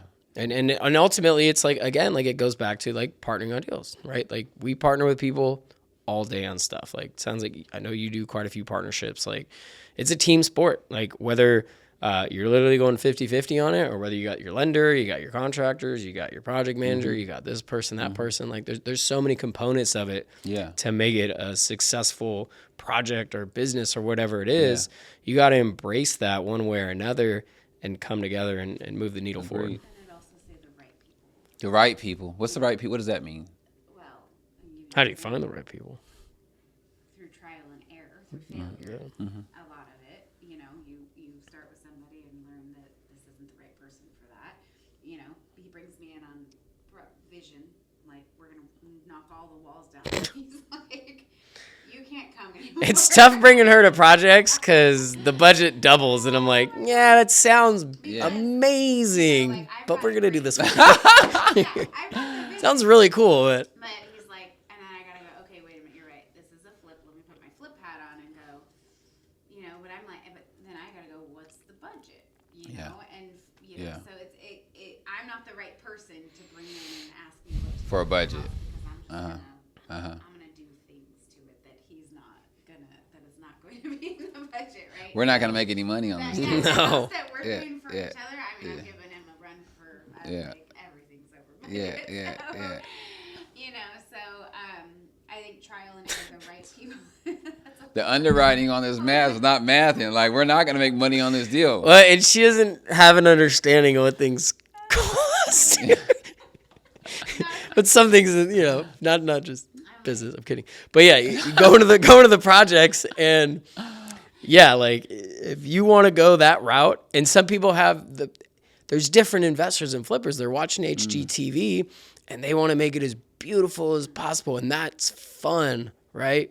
To me, it's more fun to make money and have it be successful, and it's hard, and I think to do both unless you're buying super deep in this Discount, market, which is very difficult to find. Completely different. It's like it's more fun for me to make things look pretty, and it's more fun for him to make money. I'm not money. I've flipped enough homes that I don't really care how pretty it is. What do you think is the number one reason that keeps people out of growing in real estate and getting past their first 2 or 3 deals? Not treating it like a business, not treating it, showing up like it's a job. So you saying without Bobby, you wouldn't be in? No, I'm kidding. I'm saying, no, passion project. I'm beating up your passion project. I'm like, all right. But what keeps people, I think, not being willing to take a risk. Risk is part of it. Yes. Calculated risk can, you have to take some sort of a leap. And people are scared. They're fearful of them back. And then I'd also say not showing up and treating it like a job. What is your commitment to what you said you're going to do? How many hours a week or how many hours a week you're going to spend toward this being Your main thing. What you need to do, you have to put effort in, right? I think there's a misalignment with what it takes to actually obtain like the goal, right? When I went to the conference last week and I see people doing 700,000-800,000 deals, do I want to make that commitment to do that level of work to manage that many employees to get those results? If it's anybody, if you're doing 10 deals or 5 deals or 1 deal, right? What was your training really to want to make that switch? Like where people, are they coming from a state job where they've maybe been working 50% of the time at home, like the past few years, and then they get into like, I want to flip a house, that looks fun. And then it's like, oh crap, I got to call people. Oh, wait a minute. 20 of them just said no. I got to call another couple hundred. Like the level of work that's actually involved that you need to accomplish to get to that next level. Afton started her real estate career in 2010 when was arguably one of the worst times to start. She did 30 open houses in 30 days. Like that type of level of commitment. Like I was doing the open houses, the door knocking when I started, hungover or not, like you still got to make a commitment and get out there and do the work. And I do 1000% see how that can be more challenging in different seasons of life. Yeah. Having kids and rewinding it all, it would have to be like a different path. So that can be more complicated, but really like making it that 8 to 5 or whatever it is that you have, and usually it's got to be more than that. You said 8 to 5. You even added an hour. Well, you got to put that time into it to really make the calls, make the connections, have it systematic. Like Keller Williams, I started at Liberty Mutual. It had great training. Keller Williams had sales training, took classes, like understood, was challenged to make X amount of contacts a day. Like who's holding you accountable for some of these things? In a community and a coach and an understanding of like, oh, you know, Jake's doing this, I got to do this. Right. Like you ride with your brothers and you want to excel.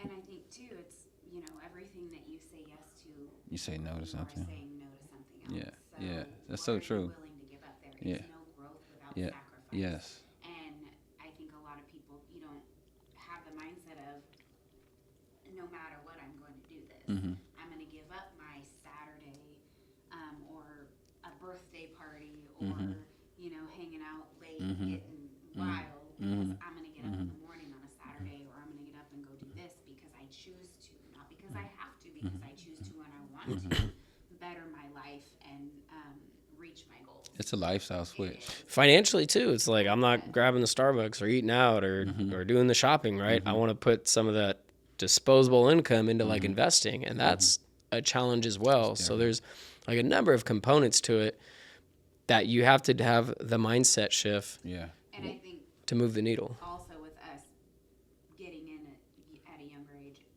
maybe, I don't know if it made it easier or not, because when you're younger, you want to be a little more free and whatever. But for me, like, that was my I sacrificed young before I had kids, before, you know, I had family.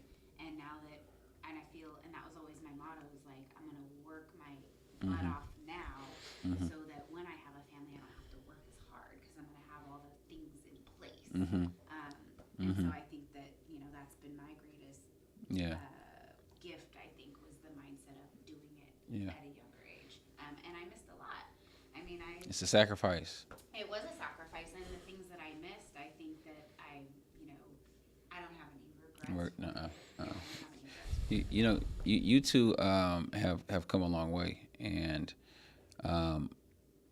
why can I say that? Because we're of the same age and we're peers, and I know so many of my peers that don't.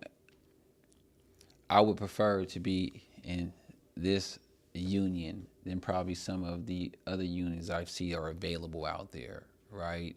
To be able to lock arms with husband, wife, somebody that thinks similar but at the same time thinks different. Well, but in addition, willing to achieve and chase the same goals under any circumstances.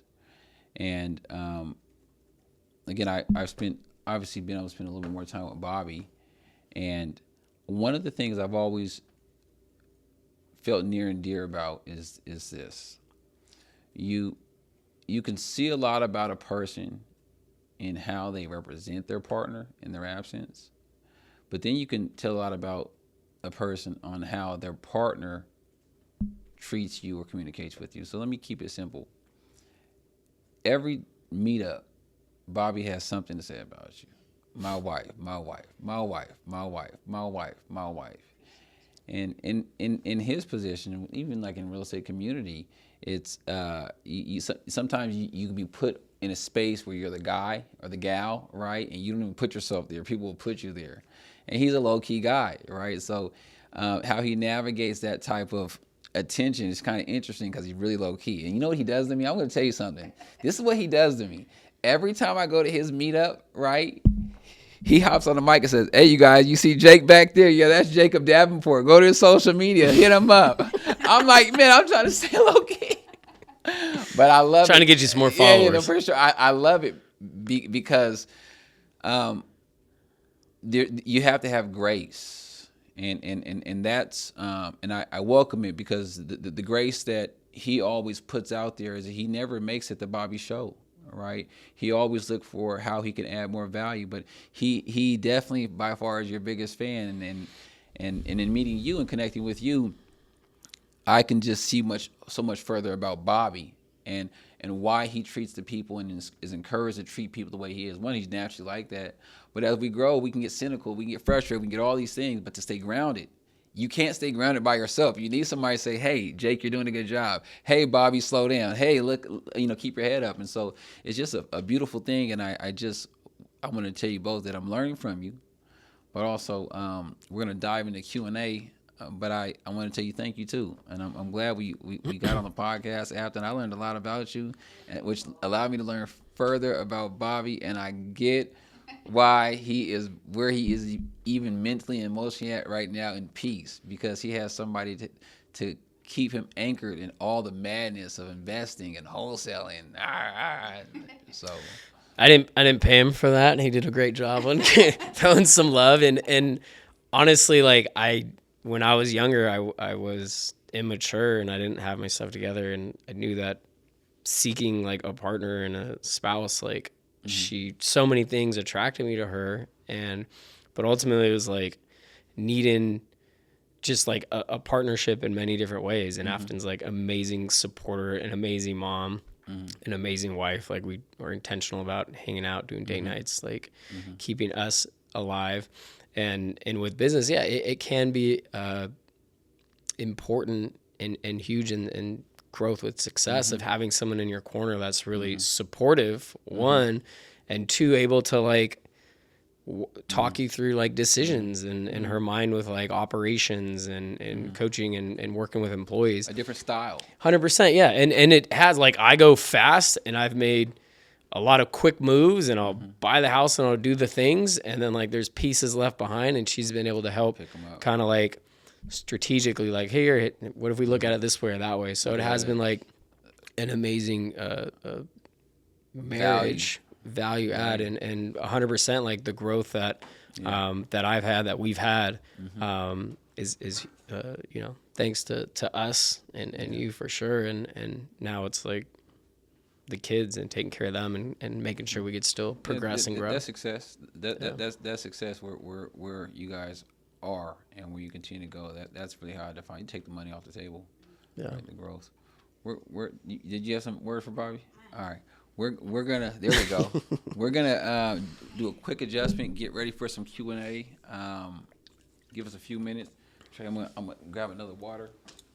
You guys need you use the restroom before we do a Q&A.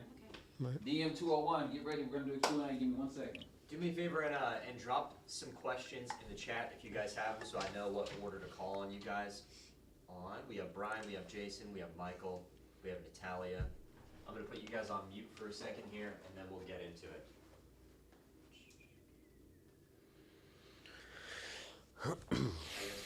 Good, We're on man. mute, so you guys can No, this was good. How'd you think it went? Yeah, it was yeah, it's good duo podcast here. This is where all the magic happens in here. This is where it happens. We have a podcast room in the back there too that we have that can get up to 6 people in it. So, yeah. Cool. Try to build it out so we can have as many recording spaces. How long have you had this space? Since beginning of May. Or was it end of May? Beginning or end of May? I don't know. No, it all happened pretty quickly. We started looking at spaces in like January because our lease was coming up. I think they're doing construction next door there. But we started looking at spaces in January, and we found this space. We had a few different places in mind after about a month, and then we ended up getting locked in on this place, moved in, and got it designed within a couple months. So it all happened really quickly. That's pretty rad, man. Yeah, it's very cool. It's been cool. Did you guys go in on it then? What was that? Did you guys go in on it together, or is it just yours? No, it's just mine. Okay, yeah. Yeah, no, Jake. Yeah. He records a lot of content. Yeah. So we're always recording here. Yeah, we just signed a lease and moving in an office in November. We've been working under like the Keller Williams umbrella and just having some offices in there. So we're excited about getting like our own space. We got like 1,800 square feet or something. It gives like some room to grow, but like just senior office, it's like pretty cool space. Definitely. It's just under 1,000, so you guys are gonna have double this. Yeah, we have a couple more offices, and there's a kitchen, break room, whatever. But it's a big move. It feels like a little scary. You're always adding on like more expenses, but it's all like part of growth and being able to. What's the primary goal from the space? Is it to make it look really good or just be functional? She would, who are you asking? She would say, she would say. I need aesthetically Like clients, events, and things like that going on there too. Not really. There'll be an occasion, like we get like 1 or 2 signings a month, like Okay. clients coming in. Really, it's just like we have 6 employees, I think it is. So just space for everybody, and then like the ability to grow, add some more people. Like you go to the meetups, and Jake probably gets a ton of people that want to come in and like, how can they add value? Can I make calls? Can I be a part of something? And it's like when you're restricted with like space, and you're maybe trying to influence someone remotely, like it's not going to be as impactful. So then like coming in the space and being able to learn and hang out. Like, yeah, people ask about like internships and things like that. Like, Having a cool space where people want to come, Yeah. like where it's not just like a place to work. It's like it feels good. You've got like a nice, clean, aesthetically pleasing like this. Like you've got nice stuff. Like this place is really cool. yeah, I'm looking at the doors, man. I'm like, it feels high end in here. Yeah. And like we the, were blessed because the upstairs, the person that owns the building, he's Yeah. actually one of our clients, and he invests in like 100-unit apartment complexes. So he has like his internal contracting team. So everything looks congruent throughout all the different offices with the doors and the paint color and all that stuff too. If you go, the real estate office upstairs is sick. It's really cool. is it? It's really cool. Maybe we should go take a look, get some ideas.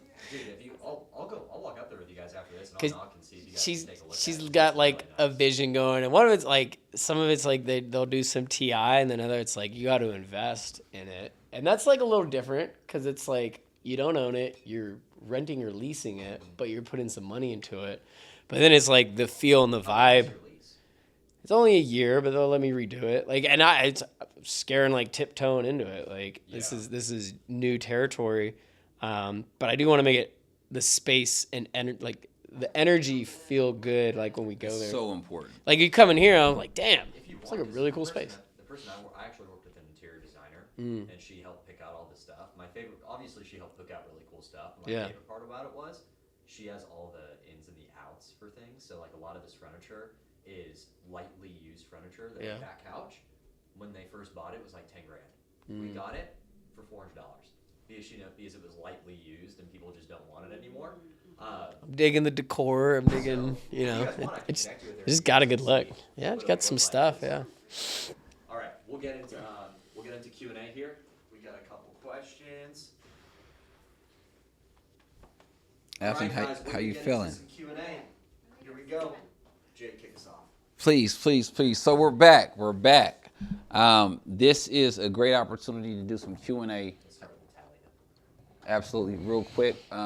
The quality of your question will always determine the direction and how far you go.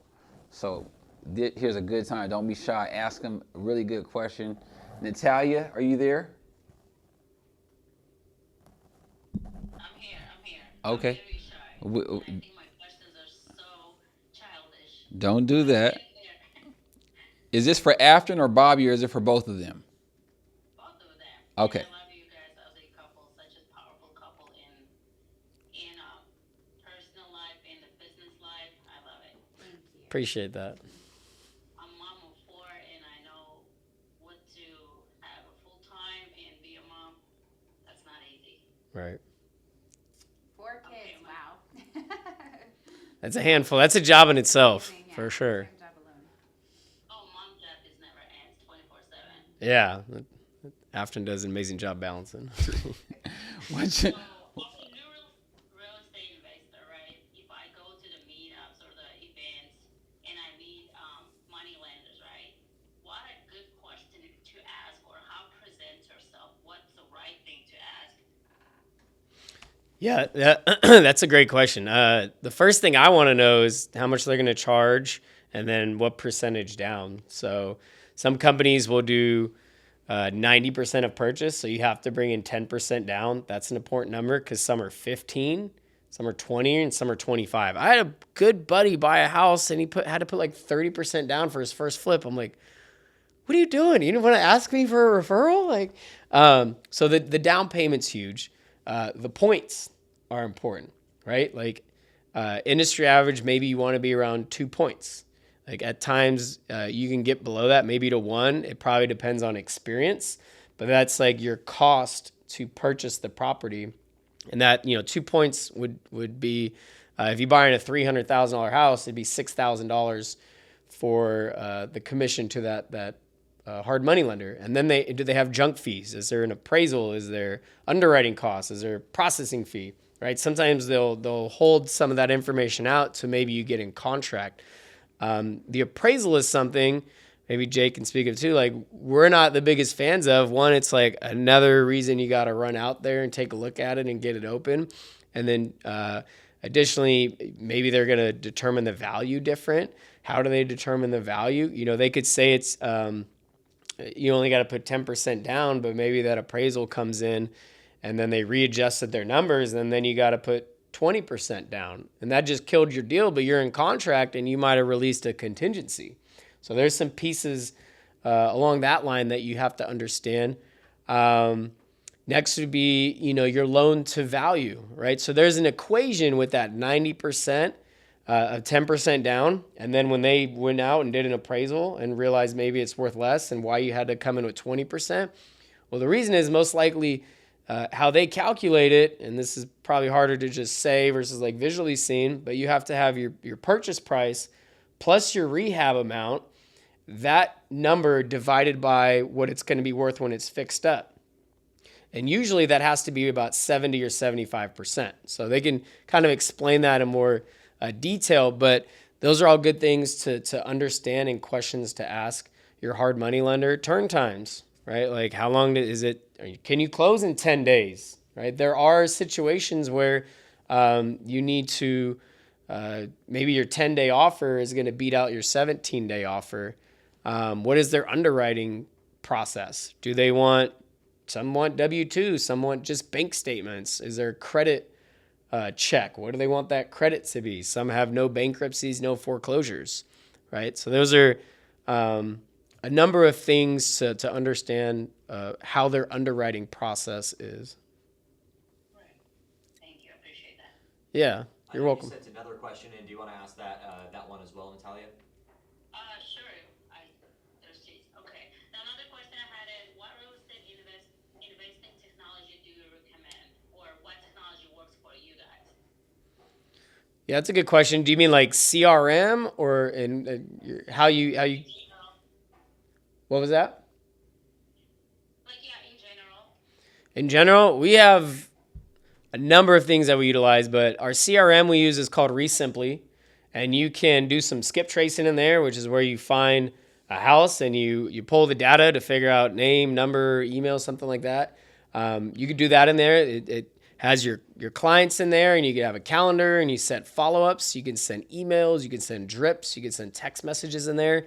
There's another one called a Deal Machine. That's pretty good. It's an app for driving for dollars. If you're going around the neighborhood and you're seeing that house with the tarp on it and you take a picture of it, you can pull the tax records up right there. You can mail them instantly right there. I think it's like $90 a month. You could skip trace it, then you get text, email, call right away. We're starting to leverage AI and get an understanding what that looks like. We have thousands of leads in our database, and it's like, let's put them on some different drip sequences where, one, if it's automated, two, if it can actually respond. And then additionally, like if the leads come in on off hours, maybe you have some AI kind of tee up the leads and kind of warm them up so you could call them in the next morning, because people are clicking around. You pay a lot of money for those leads, and they're just clicking 5 different leads until they hear from somebody. So you want to make sure you get in front of them quickly. So there's a ton of stuff. Additionally, Jake, you got anything, or Afton, or tech stuff? There's an app that I learned about in one of my conferences called Backflip, and it's, depending on what area you're in, it may or may not be in the area yet, but you type in an address in this app. It's an app called Backflip. There's a free version and then there's a paid version. You type in the address and it's going to give you the estimated ARV, because it's going to pull up the details of the property, like what you can sell it for, and then it's going to give you like a rough workup of your construction costs in it. So it's not going to be completely accurate because they won't know the condition of the property or whatever, but It was new technology about a year ago, and it wasn't in. I know it wasn't in Sacramento yet, where we are from. So I could be a cool system to try. Yeah, and then ChatGPT is like a well-known one to an extent for most people. And I think people don't think about how resourceful it can be. Like if you're writing a job description, like we're bringing someone on, like you could put a full job description. You could put an offer letter together, account manager offer letter, admin like job description, and then like tweak it with what you got. Cash for keys, right? You're negotiating with a tenant. You get a full contract written for that. Promissory notes, scope of works. Like that's something like having the app and just speaking into it and going through your project and like getting like your whole scope of work down.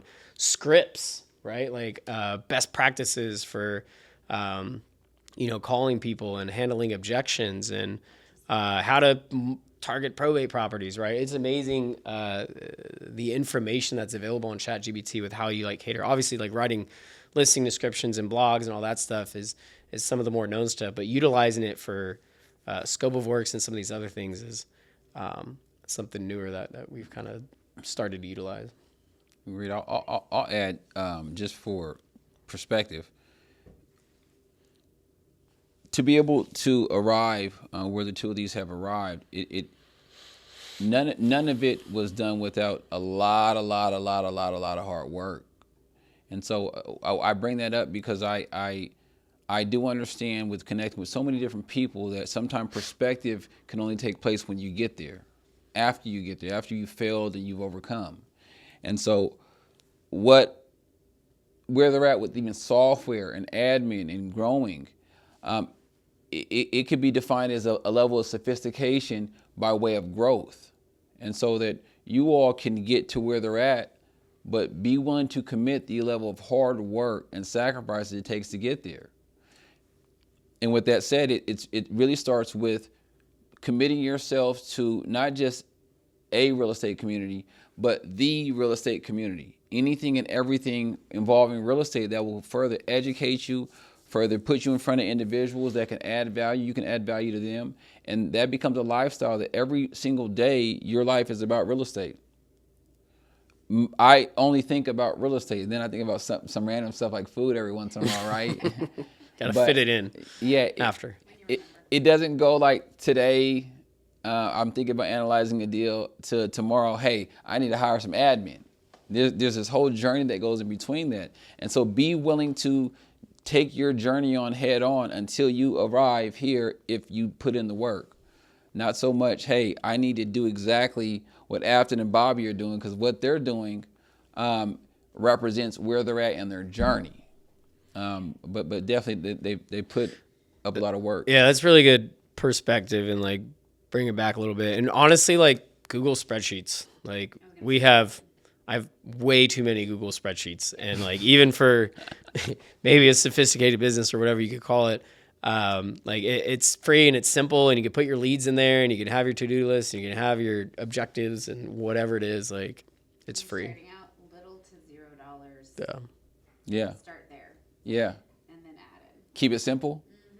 Keep it simple. And I will say like batch leads and PropStream, maybe the other one, like you could pull like 10,000 records and do what's called stacking, like stack the lists. And $99 a month, you can pull 10,000 records, and then you could put together whether it's probate and water shut off and non-owner occupied, right? And find like a very condensed version of that list, and then target, 100 people, right? Versus hitting the 10,000. So that's another like entry level Google Sheets and batch leads or PropStream to get some data. I think those would be like the first two.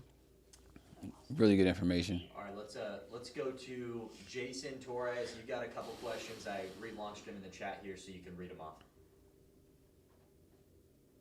Is Jason there? I don't see him now. I'll give him 30 seconds. Oh, he's here. Here, I'm here, guys. Can you hear me? Yep. What's up, man? Hey, guys. Well, first of all, thank you guys for the podcast. It was really good. Appreciate it. One of the questions I had for so basically someone like you, as someone who's new getting into real estate investing, I've gone to I've only gone to one, and where I met Jacob in person, which is really cool. someone like me who's new into real estate investing and who's trying to network and get to know people, what are some key questions that you guys think would be kind of like good openers to get to know someone and see how I could bring value to them?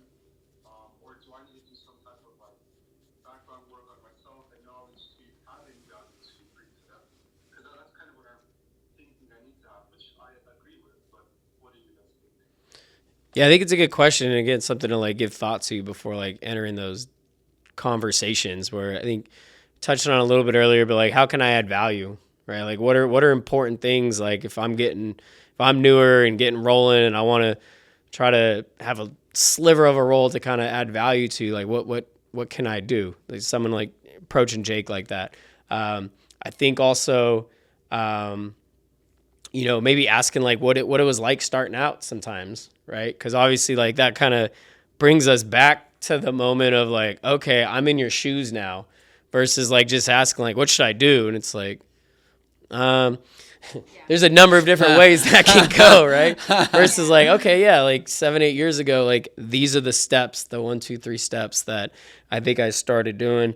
And then, just absorbing all the information and learning.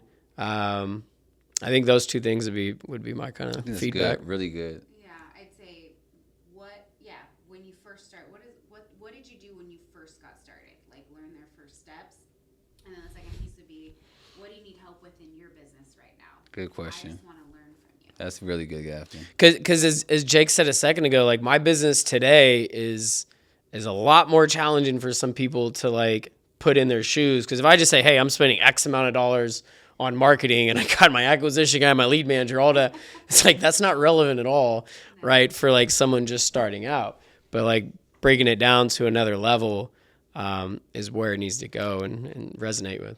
Would it be appropriate to ask a numerical number of how much you spend on marketing combined? Yeah, sure. A month? Yeah. Afton?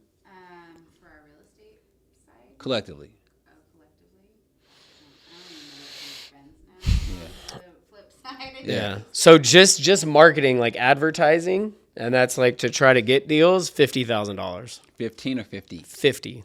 $50,000 a month. 50,000 a month. That's $50,000 a month. Yeah.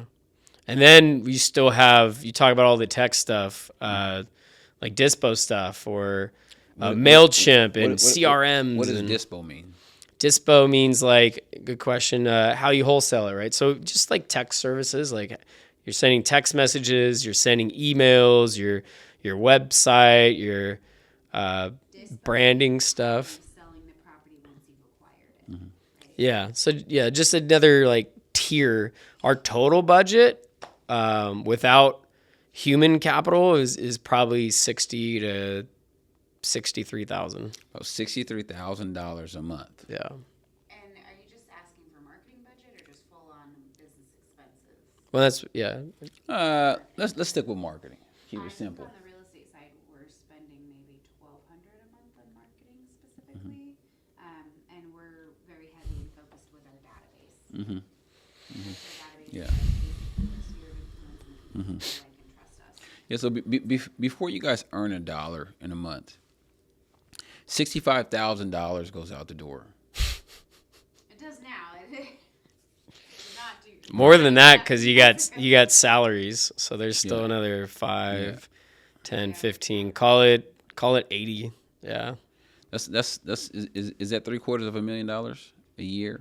I mean, 80 times 12 is what, 920 or something like that. It's $920,000. Yeah. Yeah. So it's $1 million that goes out. So that, but it's and there's a story that's told within it. But I go back to two things that before you have a seat at the table, right? Or if you don't have a seat at the table, find a way to serve it. And none of this has to do with the money that you're spending, but the sacrifice and the chapter that you guys have grown into wasn't done overnight. And so I just find that the best way to grow a relationship with somebody that has been through so much and can walk me and save me so many steps, right? It would be so affordable for me to just bring a whole lot of value on the front end instead of me having to spend $900,000 in a year and blowing half it, losing it, business tanking, over, being litigated. So if somebody approached you and said, "What do you need help with?" Get on the phones, right? Like, what would you tell somebody if somebody approached you, Bobby, and said, "What do you need help with? I just want to learn." It's like, what do I need help with? Finding buyers, right? It's like I'm always looking for buyers. I'm looking for deals, right? Like I'm always looking to partner with people, and same thing everyone else is looking for, really. Yeah. Right? But maybe the buyers thing's another thing people don't think about, because at the beginning you're always looking for the deal, right? Now it's like we actually have a lot of deals. I'm trying to find a buyer, right? And sometimes it's a cash buyer. It's not necessarily the buyer, or someone that's willing to take on more risks on a heavier project or something like that. We're growing, so we're always kind of looking for talent per se, but those are the two things for sure. If somebody wanted to intern with you, what would you have them do?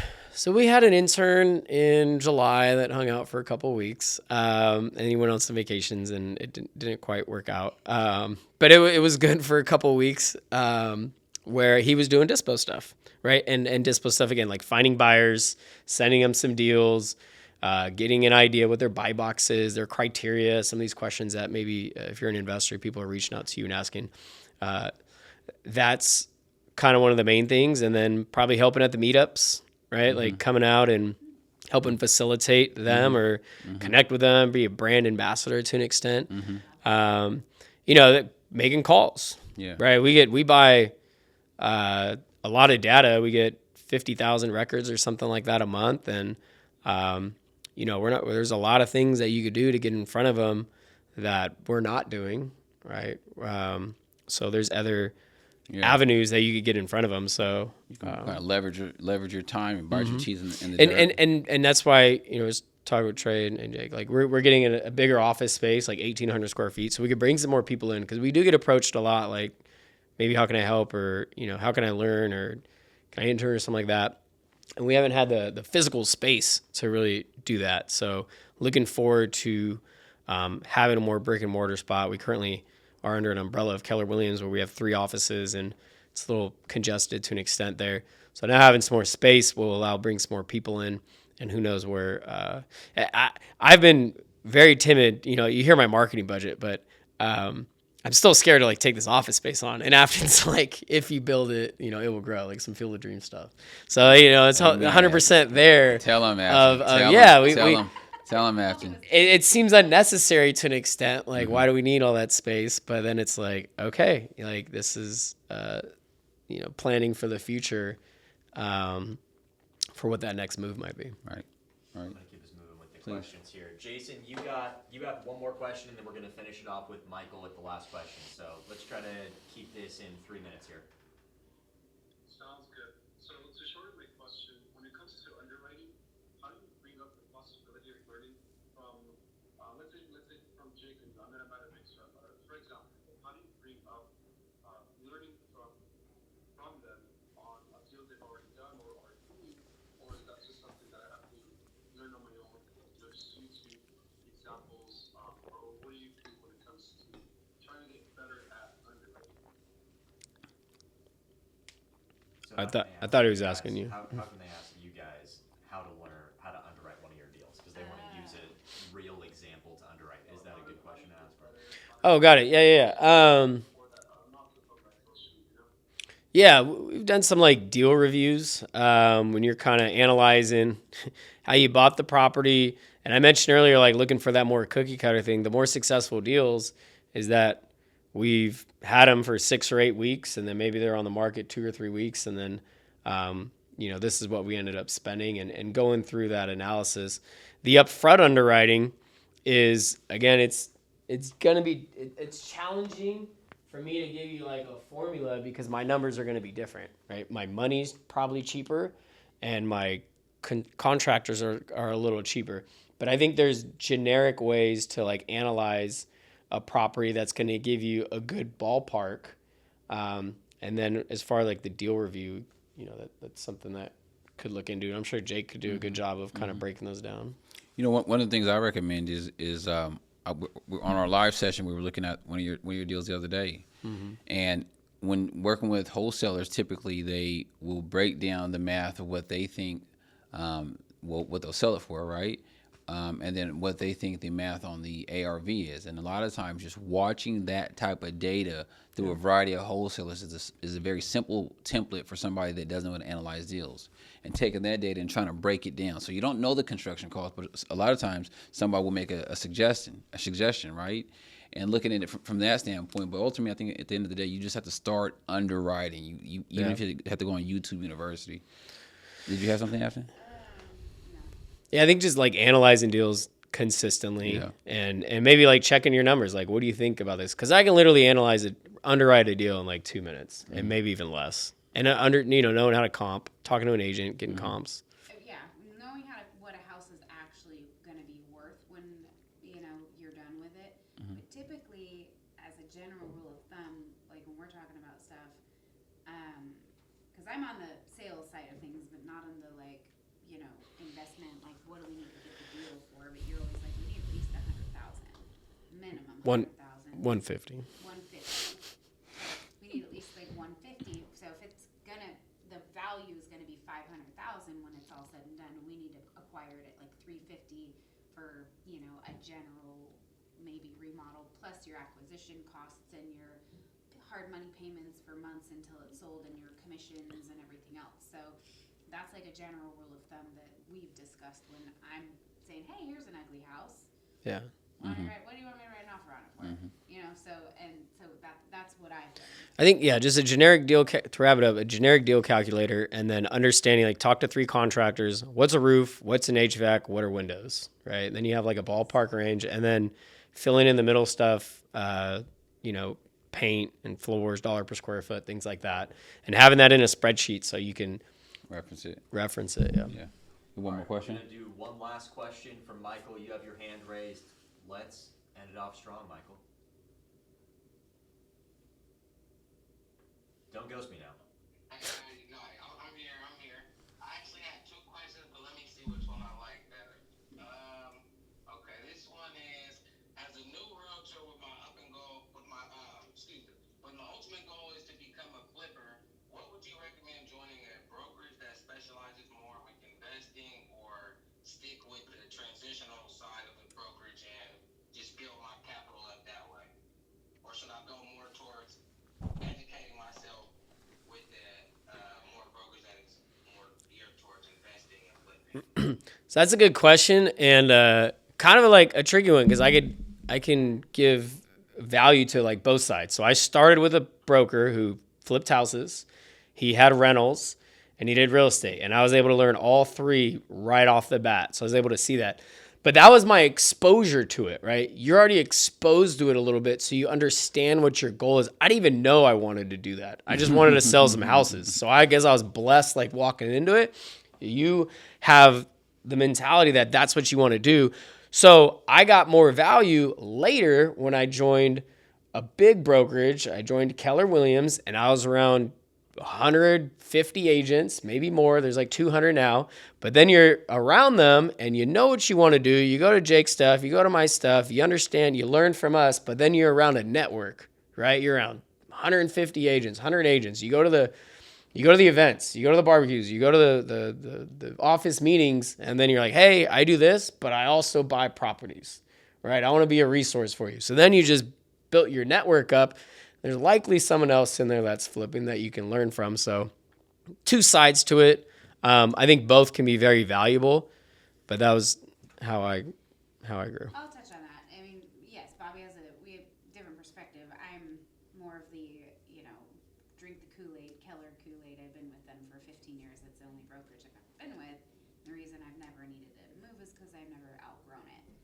And I'm a huge proponent of education, like educating yourself. And Keller is they're a technology company now, yet they were an education company and pioneered the entire real estate industry for the education for their agents, teaching agents how to run a business and build a business versus most brokerages teach you how to do a deal because when you do a deal, then they get paid. Keller's teaching you all the behind the scenes things so that you can actually have a true business because the purpose of the business is to fund your life for what you really want to do. So if flipping is what you really want to do, learn how to make the money. And not only you're going to learn how to comp properties, you're going to have access to everything. You're going to learn how to build that database and that consistency so that you and then, like Bobby said, you're going to be rubbing shoulders with all these other people that have bigger businesses than you. So you're just instantly going to level up that way. And then there's going to be somebody else that's probably flipping in that office that you can learn from. All the agents there, if they know you want to flip and do, you instantly have your database, your network of people who know people with distressed property. So and then you're going to go to these network meetup mixers as well. So I'm a larger, like my philosophy, my own 2 cents is be with a bigger brokerage that's going to help you and teach you how to run a business, because that's what you're ultimately going to do, whether it's flipping or real estate. And I think some people get short sighted, like, oh, Keller Williams, like they're more expensive, right? And they can be, but then what can you learn from them? What other opportunities are there? Like was exposed to Open Door, for example. I was one of the boots on ground Open Door agents because of some relationships that I met at Keller Williams in Arizona at an event. And I was like getting all the referrals from Open Door. I never would have had that opportunity if I wasn't with Keller Williams. So there's doors that can open, or just being in the office and talking to other agents like, hey, I buy houses, buy flips homes. And then I started dropping off flyers in everybody's mailbox. And then I just started having conversations and sponsoring like our office meetings, right?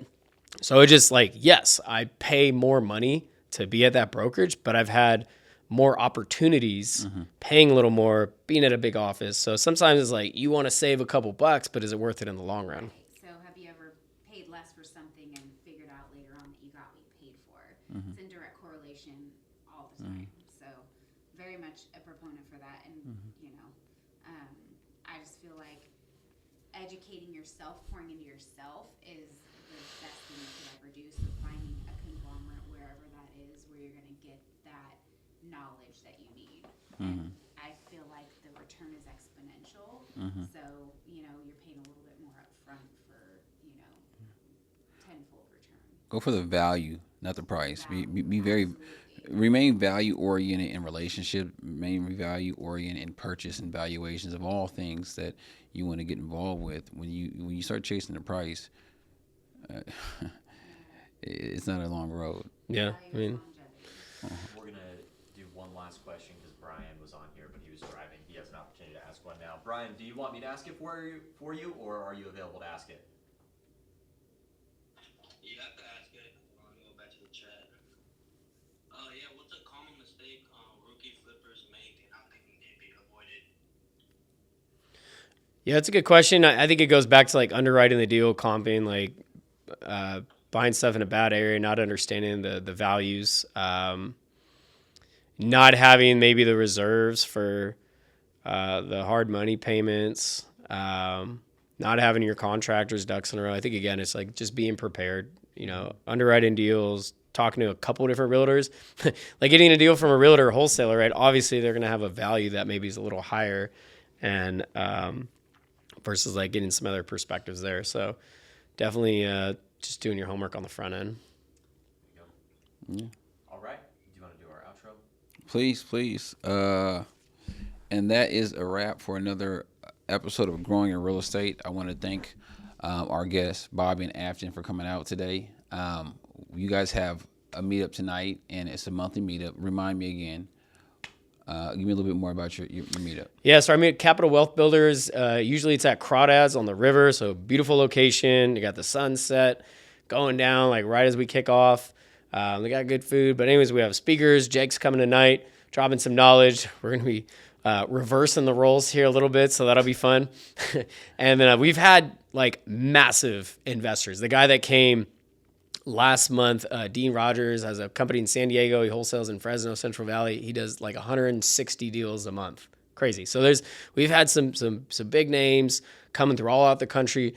Like people that Jake and I have met, like going at conferences out of Sacramento, out of California, and they're coming here and flying here and dropping value at our meetup. So definitely we get 80, 90, 100 people. So really good networking, good community as Jake said, and a lot of good networking.